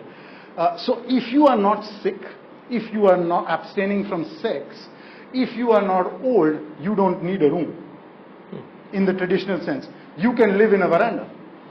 And Gandhiji somehow understands this once he's back, actually understands it in South Africa. This is the, I'm sorry, what did I show you? Well, this is a typical house. This is his house in Porbandar. I'm very sorry, I got that all wrong. So this is the chalk. This is the dark room in which he was born. That's where that's the kitchen. Sorry, that's the kitchen. That's the wet area, and that's the parsal. And this is where they move to, once he's growing up a little bit, he grows up, they move to Rajkot, where the house is a little bigger, more rooms, longer veranda. I'll use English words, though they are approximations. So you get the veranda over here, and you get rooms on them, so those are ordos. This would be a kind of service bay, and then these are the more active areas, including the kitchen. And it's along this big courtyard. This big courtyard is called a delo. And this larger type of house is for more agricultural production. So typically you would have cows and you would have grass, hay, etc. over here. And he grows up in this. But this relationship between ordos and osris in a line, that is a long veranda with closed rooms on it, is pretty typical for Saurashtra. Now, the first sign we get that Mr. Gandhi is a critical architect, and here I mean critical as, I use the word architect only that there is an intentionality in building, that he's not just copying tradition, is that he takes the veranda, and that would be the veranda, and instead of placing 4 rooms along the veranda, he places 2 rooms this way and 2 rooms this way, opening this up. Which means when you're on this, if you actually remove that wall, this is a completely pervious space. That's as modern as it gets, using a kind of traditional archetypal configuration. And that's Gandhiji in that veranda, and you can imagine that you can see right through into the privacy of the house. And this is it. It's just a kind of plane that separates it. And he's kind of opening, that's the kind of study space. His study space has a strange resemblance in its position to where his mother's kitchen was. In the sense that the kitchen, the rasodu, is normally in the veranda space. So that the woman is always connected with the activity of the house, where the life is throbbing in the chalk and in the veranda. And Gandhiji always puts his study in that space. His study is different from his office. His office is where he works, and his study is where he thinks, in a way. And Gandhiji understands architecture in an archetypal way. So he understands that if I take a temple, and I look at the Garbhagriha, and I look at the mandapa, it has a strange resemblance to the osri, that is the veranda, and the odo, that is the room. And he sees this across. So it doesn't really matter whether I'm thinking about a temple or I'm thinking about a house. Gandhiji recognizes that the underlying physical structure of temple and house is similar. Now, whether this is because his mother is going to a temple of a particular type, or which is a house temple, a haveli, or whether it's something that is intuited in another way, we cannot tell. But this is similar to what the Greeks would call a megaron, a simple unit of enclosure and a unit of connection. And when you start seeing, this is the plan for Bapu Kuti, you cannot recognize a room anymore. It's become a field, it's become a kind of maze of interconnected rooms that have no kind of definition in any way of complete enclosure, which means that Nehru can walk in if he is bathing. There is no need for privacy. But to do this, Gandhiji has to change his behavior. He has to become a brahmachari, because somebody who abstains from sex and doesn't need privacy is somebody who doesn't need a room. So the removal of the room from his house plan requires him to behave in a manner that doesn't need a room. And brahmachari is one of those behavioral changes that he makes so that he can live in a house that doesn't need a room. Right? So and this is why I showed the temple, because when he is imprisoned in Yeravada in Pune, he calls it Yeravada Mandir. And he realizes that if I behave in this archetype, if I inhabit it as a temple, its structure affords it. Right? I don't have to think of this as a jail, because there's a cell, and in Aga Khan Palace there's a veranda. I can inhabit the veranda and the cell in a manner that it's a temple. And therefore he just behaves in a way that it's a temple, and therefore he says, I've never been imprisoned. And this is the way he writes about it. But he also writes about his houses in the same way. And so when Madeline Slade is designing building Bapu, he has only two conditions. He said it must be built in, and there's some dispute on this, he said that it should be built in 100 rupees at that time. And the other thing is, from where I sit, I should be able to see the sky. Now that's a really sophisticated set of requirements from a client. I would die for a client who gave me a brief like that. You know, like, I need to sit here and see the sky. Anyway, and that is what that window is. And that is also the way that the structure is dealt with there. So in some sense, what I'm saying is that by changing one's behavior, what Gandhi was saying is you can actually change the structure of the house from inside out, your needs. So this is not a kind of technological, and we go back to the technology question, where this is not about a house being able to be made in steel and glass and transparency.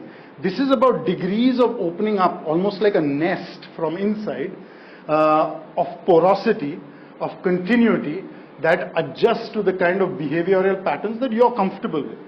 And therefore this kind of porosity that you see through the ashram is what he is constituting and stating as the possibility of another kind of modern architecture, which is not premised on technology, but is premised on behavior. So if I was to take that, and I'll end with this, that credo, that form follows function, Gandhi would say that's ridiculous. Function is an abstraction. How can form follow an abstraction? And he would say that function is actually an abstraction of activity. And therefore form must follow activity. And activity is based on behavior. And behavior is located and locked into ethical engagements. And that is, actually he says it in a different way. He says that behavior depends on control over oneself, Swaraj. And if I have control over oneself, that can only happen if I'm having an inner dialogue with myself. And therefore form is deeply rooted in an inner dialogue with myself. Only I can tell whether a form is appropriate or not, or whether it's a decadent overexpression. And in some sense what he's saying is that the only ethic that an architect can have is if he can bring every user into an intimate relationship with the physical world. That is the only ethic of an architect, that I must be deeply, deeply intimate with my physical world. It doesn't matter whether it's a tree or whether it's a column or whether it's my pot, okay, or it's my shit or it's my charkha. There's got to be intimacy. And there's a technology for it, there's a craft for it, and but you certainly need an attitude to it. Thank you.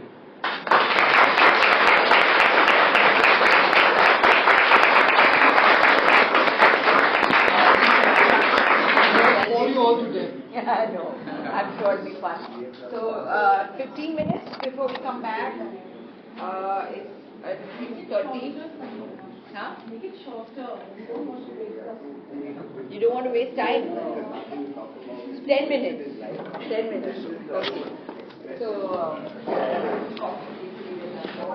don't know how short it has been, but I won't see so long. So, anyway. We'll have a discussion now with Abhay, asking the questions. And I would also like to invite Ananya Vajpayee, who is a scholar, professor at Ashoka, to join us. She's a friend of Riyaz, and we're hosting her, so great to have her.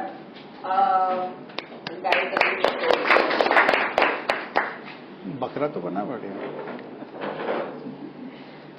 I didn't orchestrate this. Shashank? I was just sort of thinking out aloud, which is the first thing that I'll obviously sort of respond by way of a quote from Eliot, which is, after such knowledge, what forgiveness?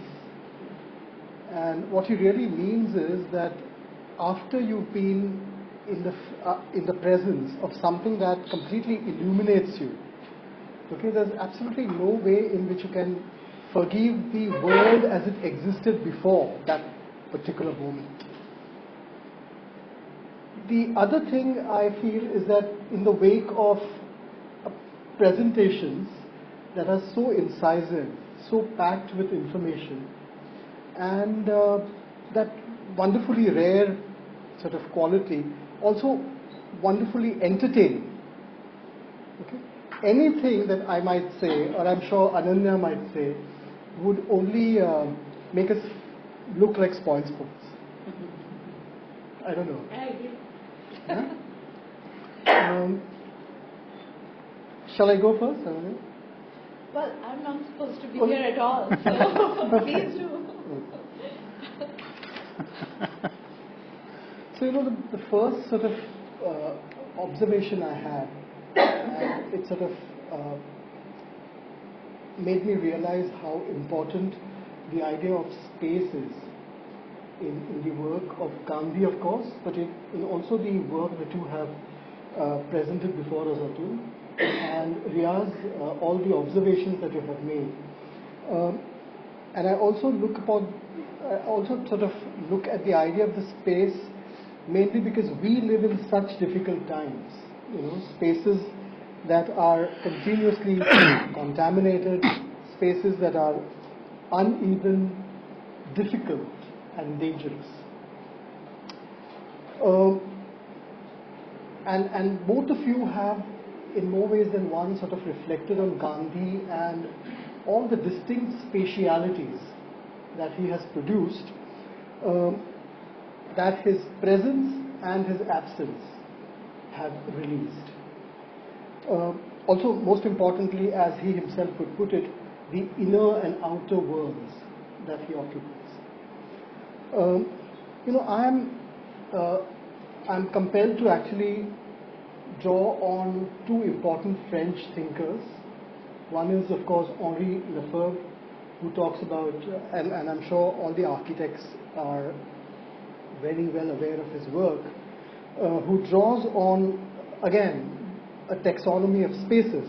He talks about the idea of the depicted space, which is replete with paintings and poems and experiences. He also talks about subjective spaces, which are basically anchored in experiences. And he, talks about spaces that I think both of you refer to again and again in your work and in your concatenation of observations, which is the space of practice, the spaces of practices. And the idea of the practice is basically the idea of the routine, the idea of the simple act, the idea of the habit, the idea of the custom, and so also maybe the idea of labor, which Gandhi again and again puts an inflection on and awards a sense of primacy too. The most important thing that actually Lefebvre talks about is the social production of space.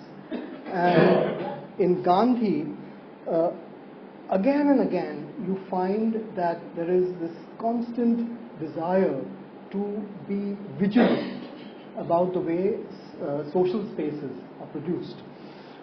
Which leads me on to another extraordinary thinker, which is Foucault, who passed away in the mid-80s, and I'm sure many of you have read Foucault or actually have thought about his works.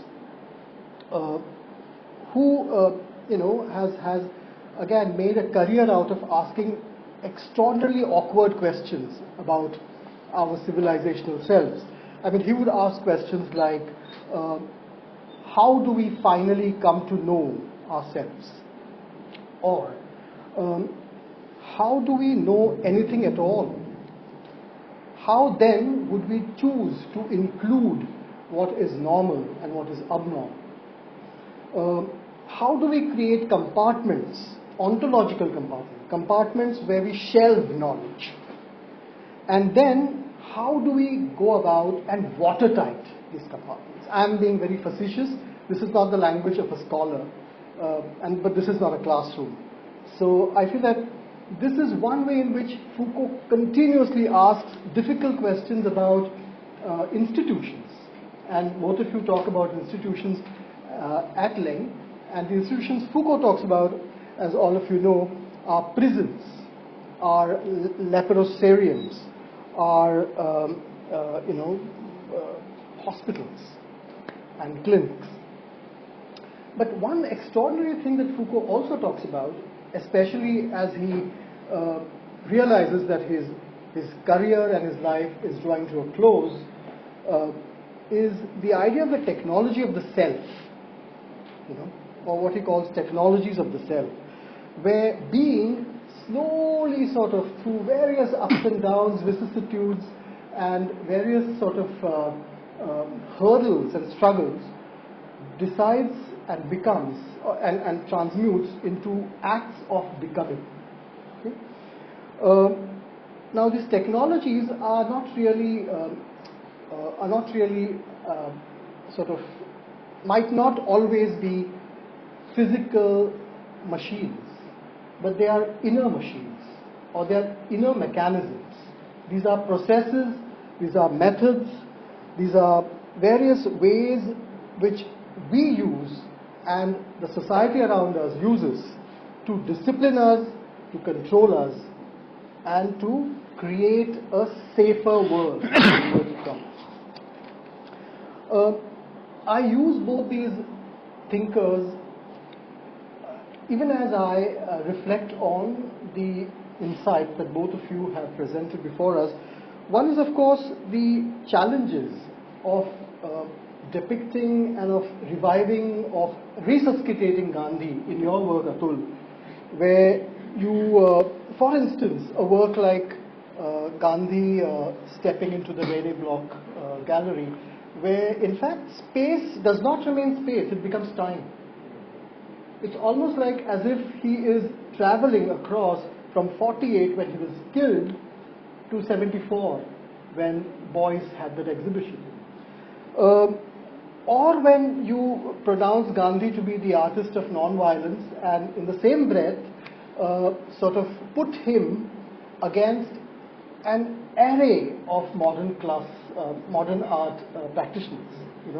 So Gandhi in the company of Matisse, Gandhi in the company of Mondrian, and that's a really evocative painting where you have Nehru announcing to the world that the light has gone out of our lives, and you have that really stark Mondrian.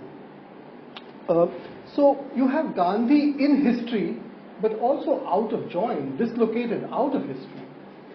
And it's almost like as if Gandhi here exists at the twilight intersection of history and non-history, of the present and the past.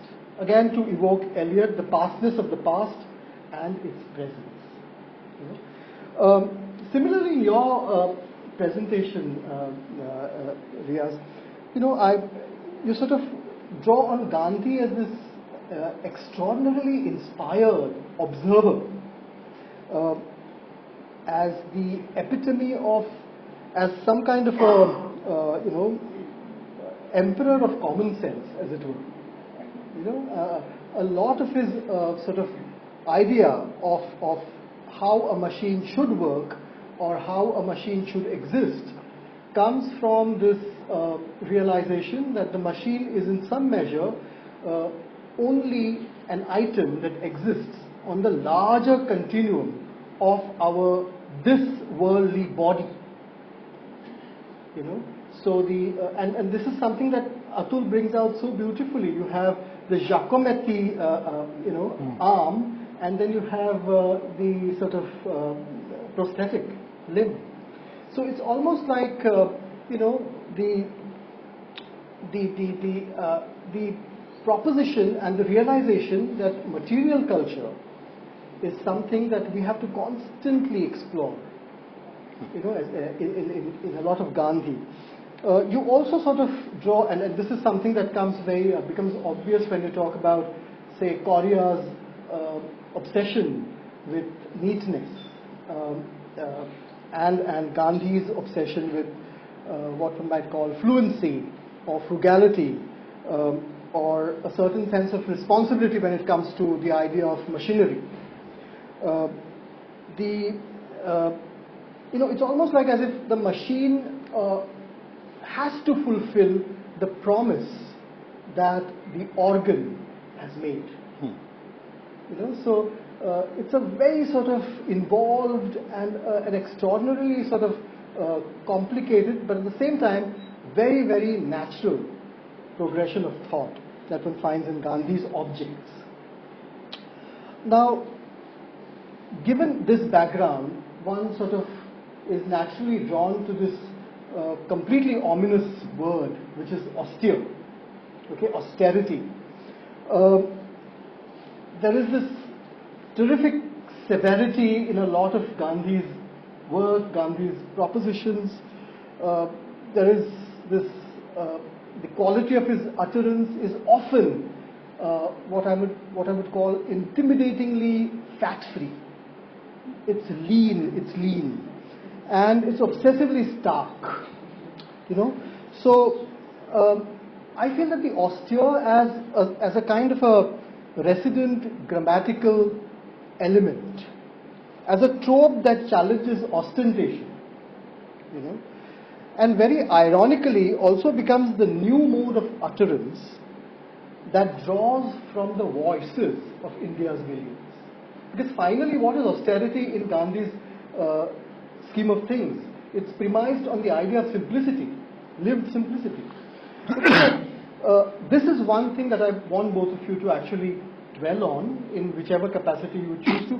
But complementarily, I would also want you to maybe think aloud about the desire in Gandhi for the playful to make an appearance in the presence of and against the background of all this austerity.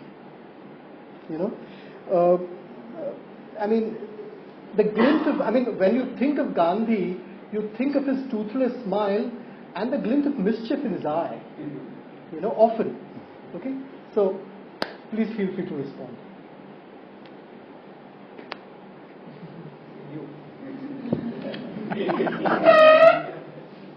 And just to sort of, maybe this is something I should have prefaced my sort of concatenation of insights with, which is, this, at one point of time in Bombay, when the tempers were running high, and even, in the last 10 years, two statements that were being made concurrently. One was, of course, tu aadmi hai ya Musalman? Okay?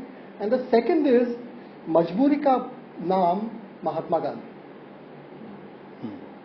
Okay, so this is also something that I have been constantly battling with.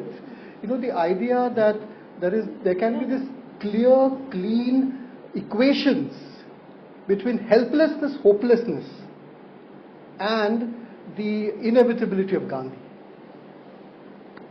So, I would say that you mentioned the species. So, human body. Yeah, okay. Chalu chale? Sorry? No, chalu chale? I think But so. it's a recording. But the recording, Ah. yeah. No, I thought loud. Anyway, so the thing is that sorry? Right. No, because I keep it ulta. Too much attention. Aesthetics are important. Exactly.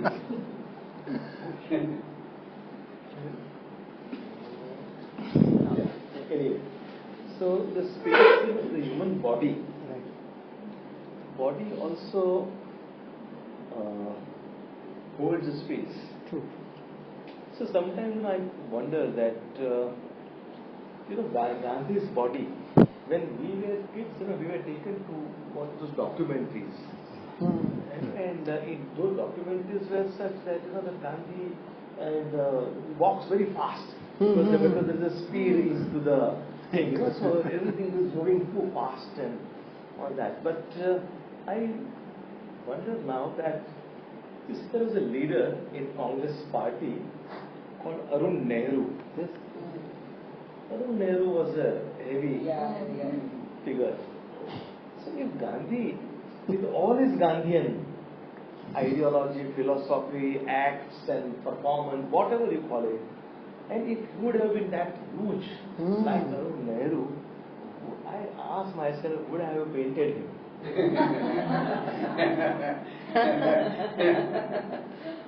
So it's a very, it's a visual thing. I know. Atul, your name would then have been Botero. Well, it's true. But when a friend of mine he met some people, he made a video work, and he interviewed some of the people, old people now, very old, and those who met Gandhi. So he asked, आपने गांधी जी को देखा था? You have seen Gandhi? Dalit Vachani.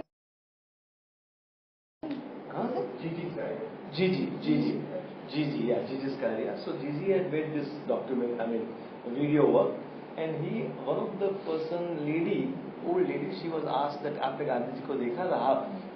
कैसे लग रहा? How you look? क्योंकि उनका body तांबा जैसा था.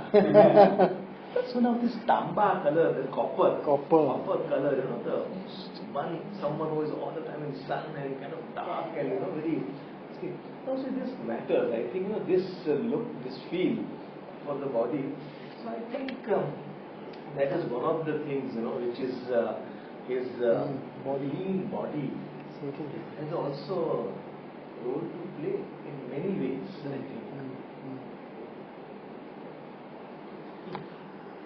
No, maybe I'll start your earlier provocation on practice.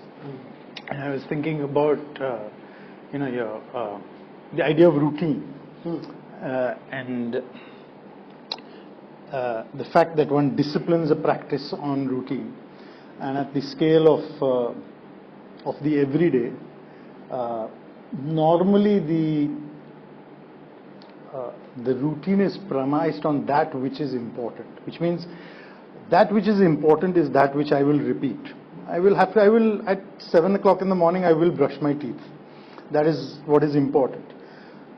So the repetition, the riyaz almost, is based on the fact that importance is coded and understood by its repetition, and the longer I repeat it, the more important it is. Now, if I was to compare that with an architectural practice today, that would be anathema.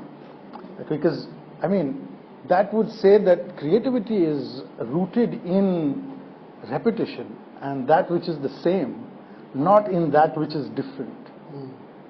And that which is that the creative moment is not something that bursts forth as immaculate conception, but something that arises out of that polishing of tamba, of just doing it every day, in and day out. Some newness will emerge, ground out of that practice, ground out of the material, ground out of my hands, etc., etc. And I think that is at the root of what you also call common sense.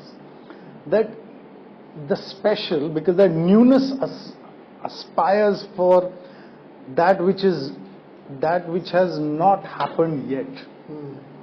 But if I say that everything that has happened is what is meaningful, because it has happened, and that I want to kind of engage with all that is important and manifest, practice becomes something a little closer to what Atul Bhai showed us, where I'm very happy to use a beautiful hovering angel that somebody else painted,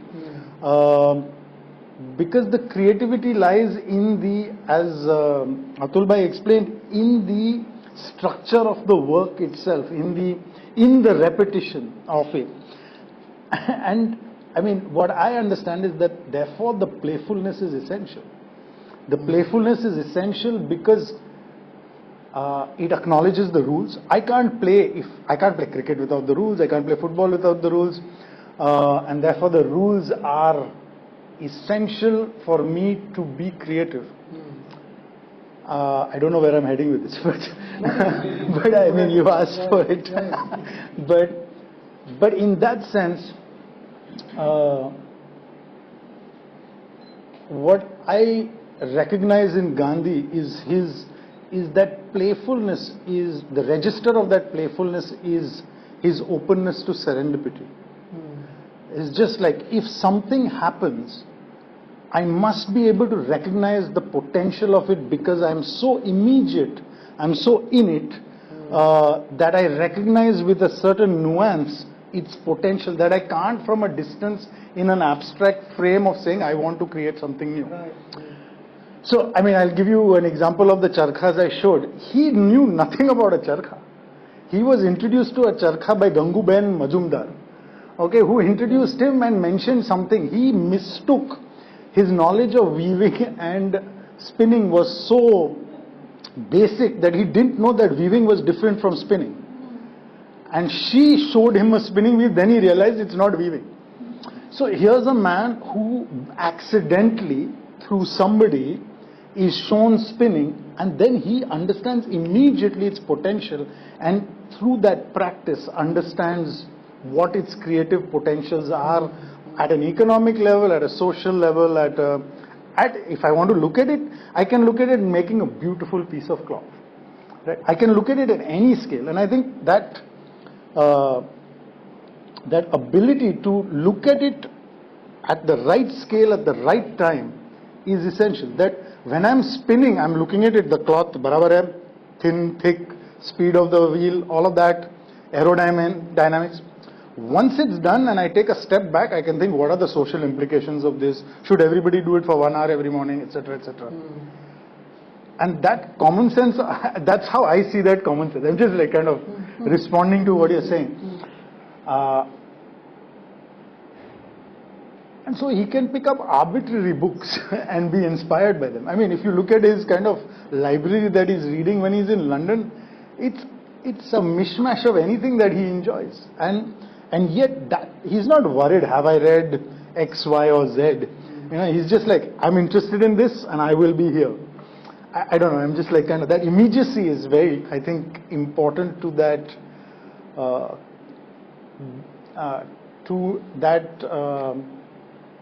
not getting locked into some kind of dead I mean, otherwise routine and practice can become dead habit. But not being that immediacy of just being alive to what you're doing, that playfulness is something that that man has. And I think that's where the mischief comes from also.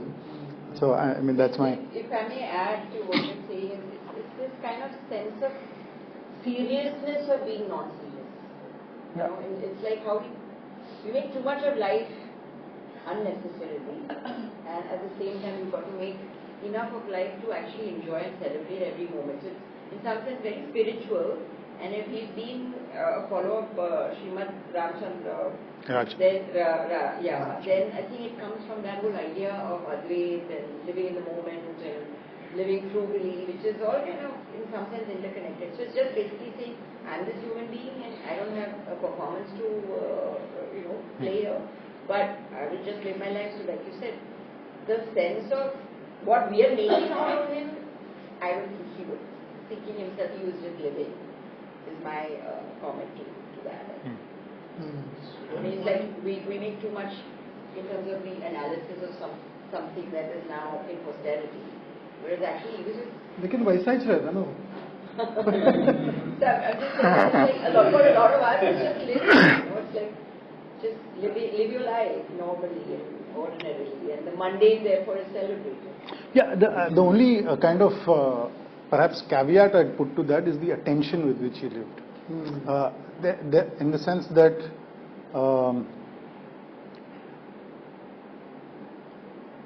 It wasn't casual. no, I don't mean it in a casual or non-casual way. I just mean that from letter writing to, I mean, the other way I think about that, he wrote, I mean, the estimate is about, he answered about 100 letters a day or some ridiculous amount like that. And how, we don't know. But he woke up at 4 o'clock in the morning and all that kind of routine that he had. And he did it. But he used a Mobla pen. No, I think it's really, he used a Mobla pen. He had a Zenith watch. I think it's really important to acknowledge the fact that he understood the tools with which he engaged in writing. So it was something, you can make a big deal about it, the expense, but if you're doing 100 letters a day, I would like to do it well. I'd use the tools that are excellent in that. And he understood what it was. It wasn't that I'm using some, and yes, there was at that time, Madras pen maker that he wanted to, how would you say, promote as the indigenous Swades Mobla, or that everybody should buy that pen, and now apparently it's very, very sought after, and so on. So, but whatever that may be, he knew that that is not up to the mark when he has to write 100 letters a day. And I just think those kind of indicators are important to the pleasure of writing, to the writing itself, to the immediacy of the fact that you're holding a pen, all of those things. So I'm just saying that the attention is important to me. Well, I should say that, I'm not on the program, I'm here by accident, and I'm an admirer and friend of the two speakers today. But in my defense, I have written a book about Swaraj, and I teach Gandhi's Hind Swaraj very often to my students. I've taught it in India, I've taught it overseas. I teach it again and again and again. And I have written a bit about Gandhi in the art of Ghulam Ahmad Sheikh and Riyaz Tyabji, these two people. And with Sheikh, I think Sheikh also engages with Tagore's art, and Riyaz has also made art about Ambedkar and Gandhi together. So all these figures, in a sense, are part of it. But I always use Atul Bhai's paintings in my slides for my students, even though it's hard to, the abstraction is there. It's not a straight history or a straight political theory class. But I always use his artwork to illustrate the kinds of arguments I'm trying to convey to students about what is Swaraj, what is Satyagraha, what is Ahimsa, and what really does Gandhi mean for us today. Now I just want to, it's not about me, it's about them. I want to draw your attention to two things. One is that Atul Bhai spoke about Gandhi as an artist and as an artist specifically of ahimsa or non-violence.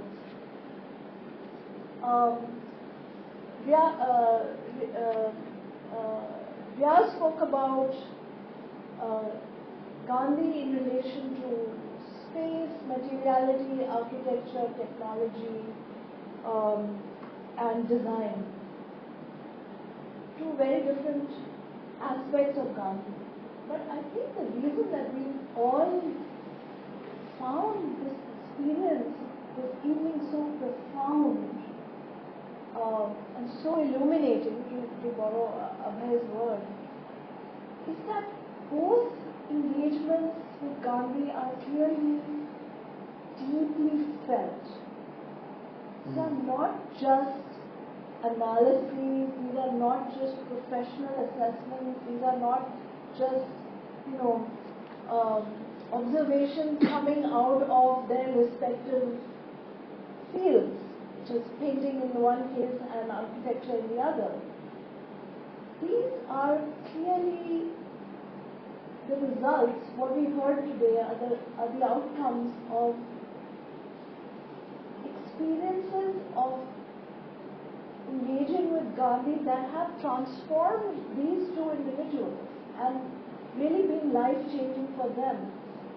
And I can relate to that because that's how reading Gandhi has been for me too. Absolutely changed the way I look at and understand this country and the world.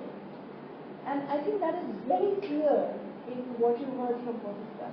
And the clue to that is that each one began with their childhood. He began with his Kisori sir, and he began with his Tyabji ancestor, right? So there's something that goes right back to the very formation of these two individuals, where Gandhi is already there. He's already always there, right, for each one of them. It's like, the great scholar A.K. Ramanujan said about the Mahabharata or the Ramayana that nobody ever reads them for the first time, right? You always already know the epic. Gandhi is a little bit like that. We all already always know Gandhi, right? And again, both of them from there moved, if you notice, to their own formative moment in their respective biographies or when they were young and starting out, right? So one of the first assignments that Riyaz had was to design this Hindi University in Wardha, the Mahatma Gandhi International Hindi University. And one of the first things that happened for Atul Bhai after he came back from Paris, having just seen the world of art, was the Bombay riots and Babri Masjid. And that's the key thing, that Gandhi is present at the start of their story, right? And everything you see now is a development from those early beginnings, which really went to the core of their art, their practice, and their evolution as ethical human beings, but also as ethical practitioners of their respective arts, you could say, but also as very vigilant, I think, citizens of India. Because, India is Gandhi's India, whether we like it or not. It's not just that, his portrait hangs in every government office and his picture appears in every, currency note, and he is reviled and he is misunderstood and he is invoked in this completely commonplace way, and he is of course the father of the nation, etc. It's not those mere kind of gestures or those mere invocations, you know, that politics today has reduced us to. It's actually deeper than that, and it's only when you start to engage with Gandhi to understand these things that how deeply he has defined the grammar of politics in this country. You know, he has created us as modern Indians in many significant ways, right? Whether it's his prescient thinking about technology, about sustainability, about ecology and the environment, about our relationship with nature, whether it's the way he mobilized people politically at a time when colonialism had, in a sense, completely hollowed out our political capacities, our capacities to be political, right? Whether it was the fact that he defined the swa in Swaraj. What is Swaraj? Swaraj is self-rule, right? It's the sovereignty of the self. Can also be sovereignty over the self, rule over the self, right? So that's what British Raj was, right? And when you go from British Raj to Swaraj, right, the rule of the other over the self versus the rule of the self, right? That transformation, that journey was of Gandhi's making. And in that, at every step, as Atul Bhai's work shows, is the question of violence. It is the question of violence that is essential to the search for the self in modern India. Because, you know, you can't build a community, you can't build a nation, you can't build a world, a human world in any meaningful way, if at the heart of your own selfhood is the instinct to harm the other.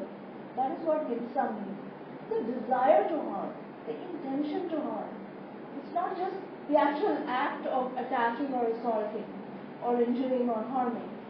Hinsa, etymologically, is from the Sanskrit, hantum ichha, meaning the desire to harm, right? And when that is removed, ahimsa, right? Only then you find a way to relate the self and the other in a way that is not essentially destructive. And for Gandhi, this had to happen at every stage. When you see through what Riyaz told us, how he's opening out the house, he's opening out the room, right? He's allowing the freedom of, you know, the house. The air should blow through the house, right? The light should pass through the house. The sky should be visible from every point in the house. That is also a definition of freedom, right? Or the woman, or the untouchable, who is forced to work in closed spaces with dirty things, with difficult, hot, wet, miserable, stinking materials, should also have, these people should also have, they should be treated as humans. They should be recognized as full selves, right? And for them, what is freedom? Freedom is having a proper toilet. Freedom is not being forced to be a manual scavenger, right? Freedom is having a home where, you know, you're not always stuck in the kitchen, or you're not always hiding your bodily function, right? Each of these things at the smallest level is freedom. And the fact that you can show that, you can demonstrate that by literally going into the buildings that Gandhi designed with. Right? What better argument do you need? You don't need, you know, a great theoretical argument. It is implicit in the very structure. Right? And what Atul Bhai has explored in his work, the question of communal violence, the question of sectarianism, and you know, what began in the partition, That's why the pictures of Gandhi from Noakhali are the most moving pictures of Gandhi. Perhaps after or before or comparable with the Salt March. Those are the most moving pictures of what Gandhi was and what he stood for, right? That moment of making salt and going into the ocean, where you referenced the Christ figure, the Christ figure, right? What was the Salt March? What was the Gandhi March? It was India's baptism into freedom. That's what it was, right? What was Noakhali?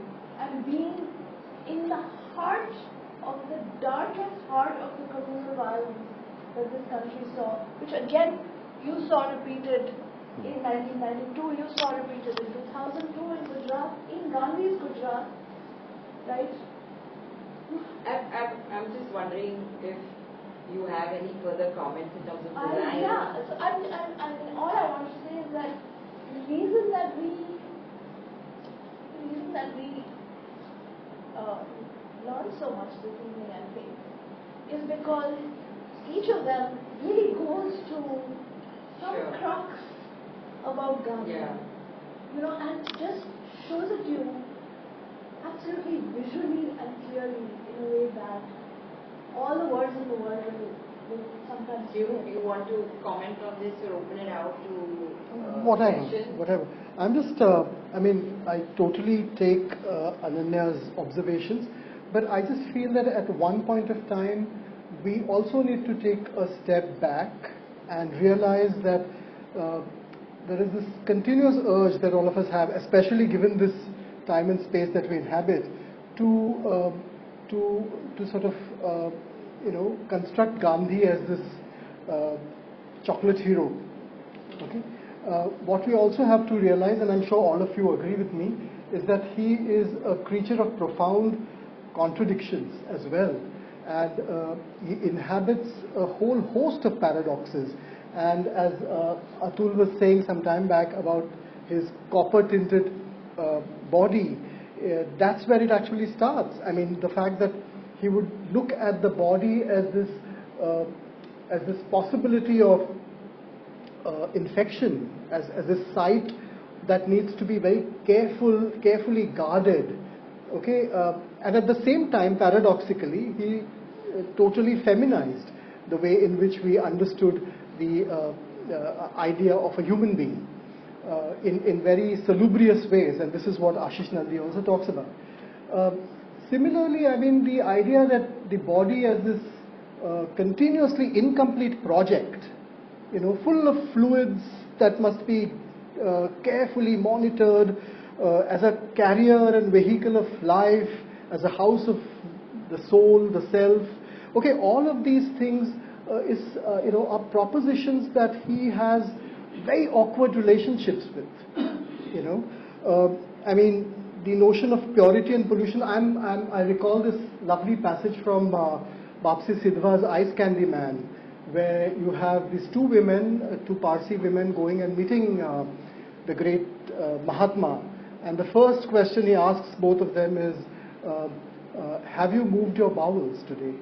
Okay, so the idea, the obsession with, as Riyaz sort of brought to our notice, with excreta, with defecation, with feces, and this insistence on continence, on self-restraint, on control, and then also, as a result, on guilt, and then also, as a result, on paschaltap, on penance. You know what Jad Adams in his very, very entertaining book calls Naked Ambition.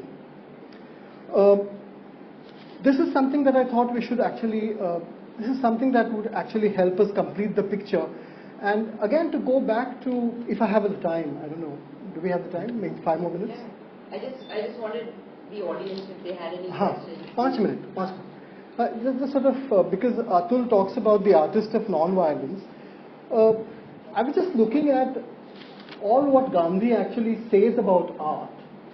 And he speaks about how he was in England when this entire Oscar Wilde imbroglio happened, and how Oscar Wilde, he says, was not really an artist because he was immoral in nature.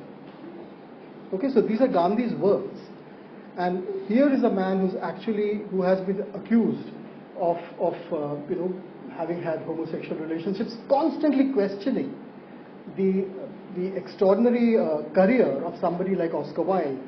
In the same breath, he talks about Socrates, and he speaks about how Socrates was so eminently ugly to look at, but because the beauty of his thought was so sublime that his inner radiance spoke out to the world, and he became the most beautiful person in the universe.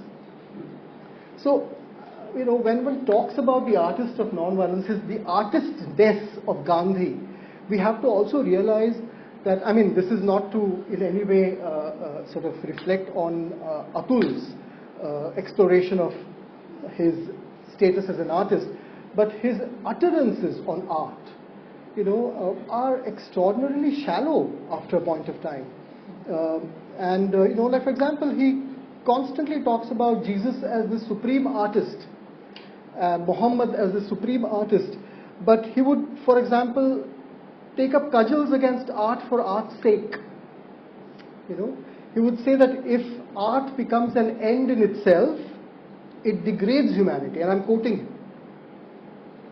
Okay, so there are lots and lots of aspects that we can go into, if we were to actually look at Gandhi as an artist of non-violence and Gandhi as a critic of art, or Gandhi as somebody who, his relationship is his really awkward relationship with cinema is very well known, for instance.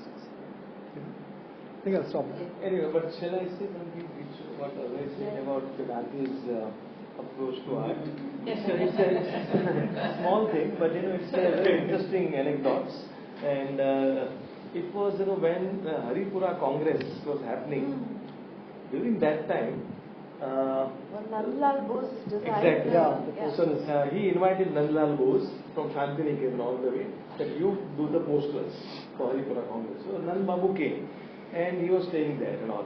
So during that time, Ravi Shankar Rawal, the Kala Guru Ravi Shankar Rawal from Gujarat, Ahmedabad, he got very furious. He said, "We are, hum log ke mar gaye kya? Nandlal Bagal se bulaya aapne. We are here. Why you have to call someone from outside?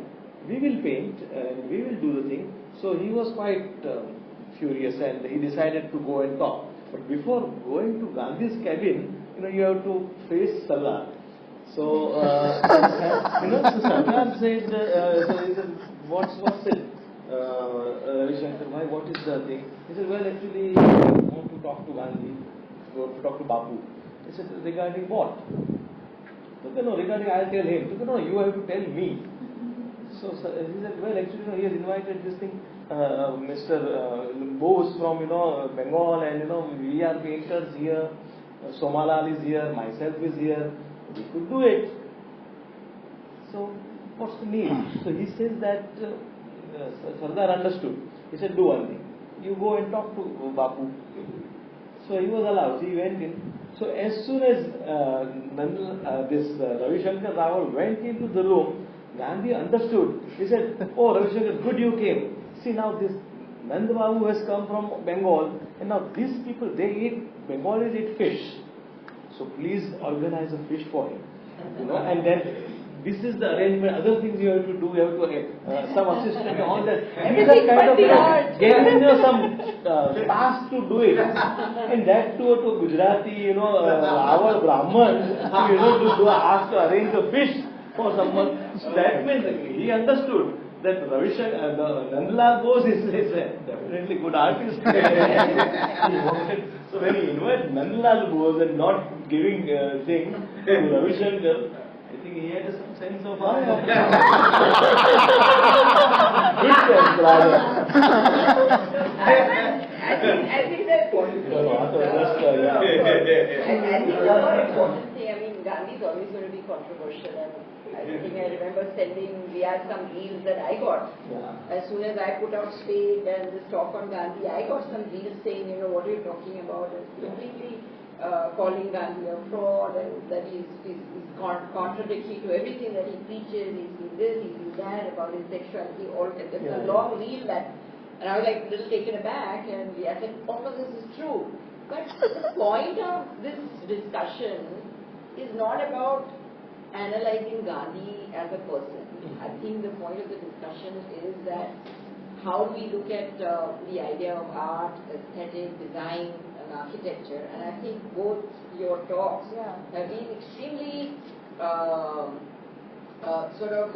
enlightening, and a lot of ideas I feel that we talk of today in terms of architecture, in terms of design, in terms of painting. You mentioned so many artists, Joseph Beuys, you mentioned Motherwell, there's work like Mondrian, and many other artists that you mentioned. I don't know all of them too well. But obviously that there is this thread of thinking which is in Gandhi that we are not aware of, and I think this whole idea of modernity, that this is my opinion, and I'm happy to be corrected here.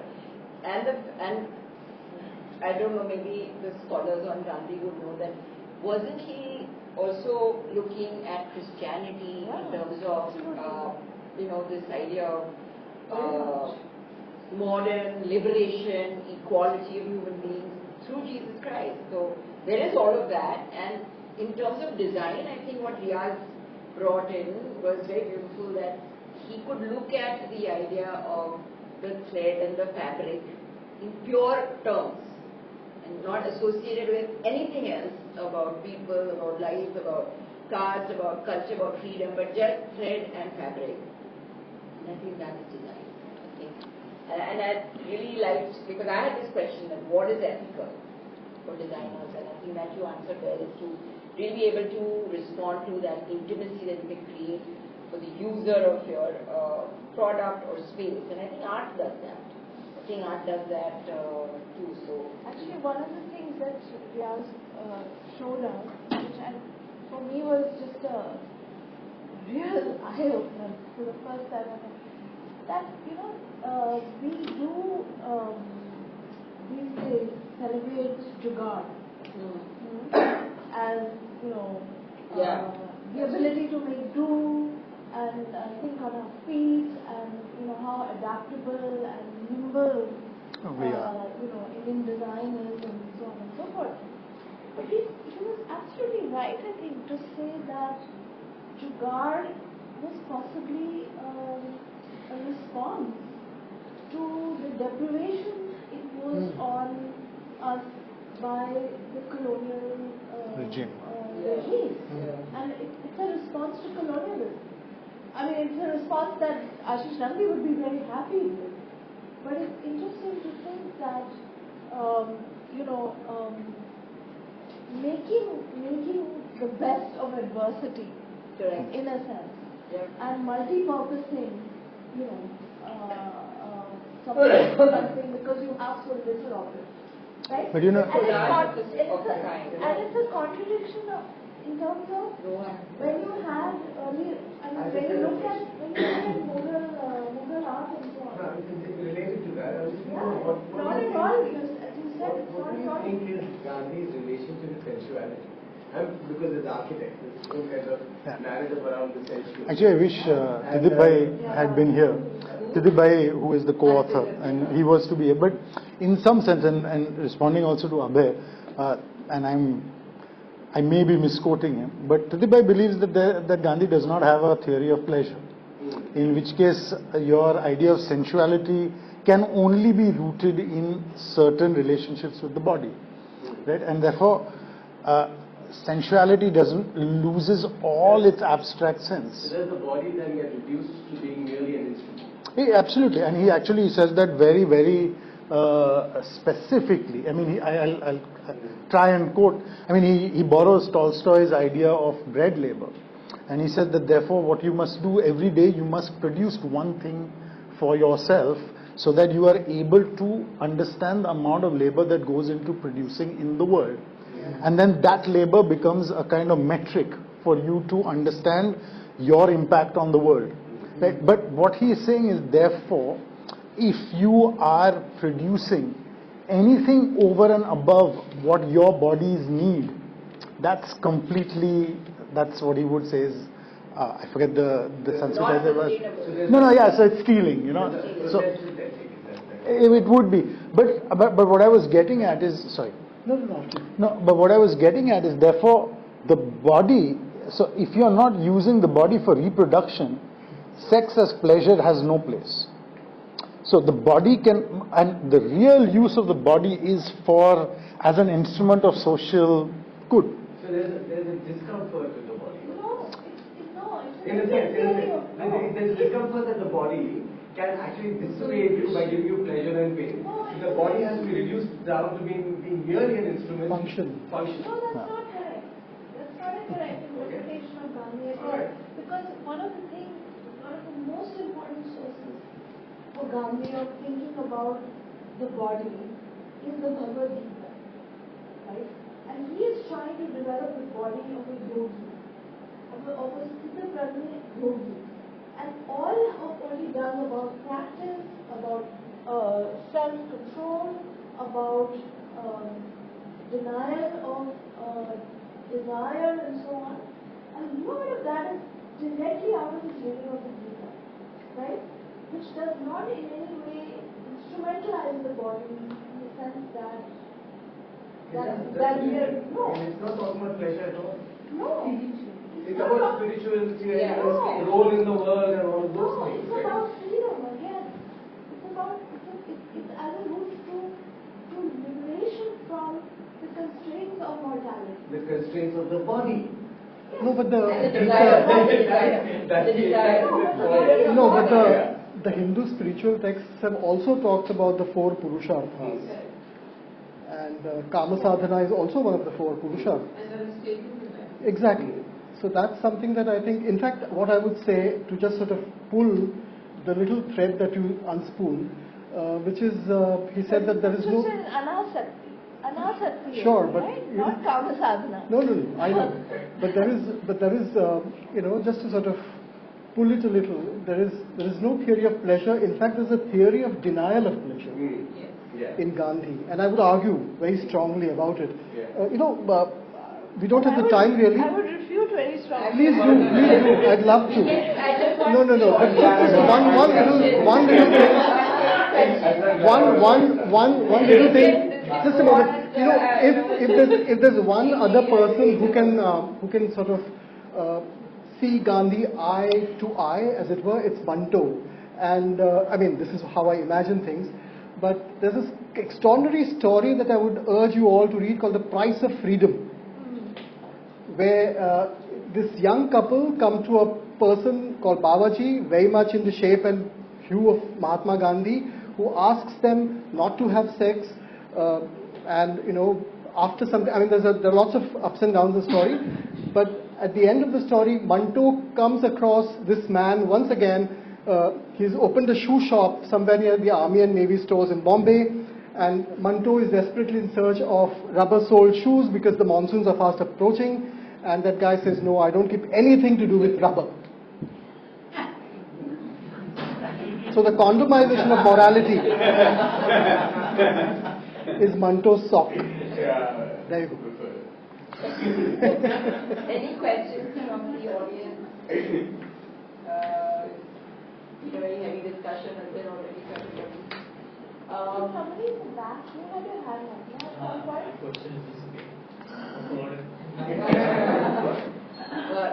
I'd like to thank our speakers and, of course, the very, very extremely patient audience.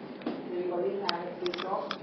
Thank you very much for all of you coming and supporting this event as always. A lot of common and repeated things, so thank you very much. And thank you all. Thank you. And Thank you.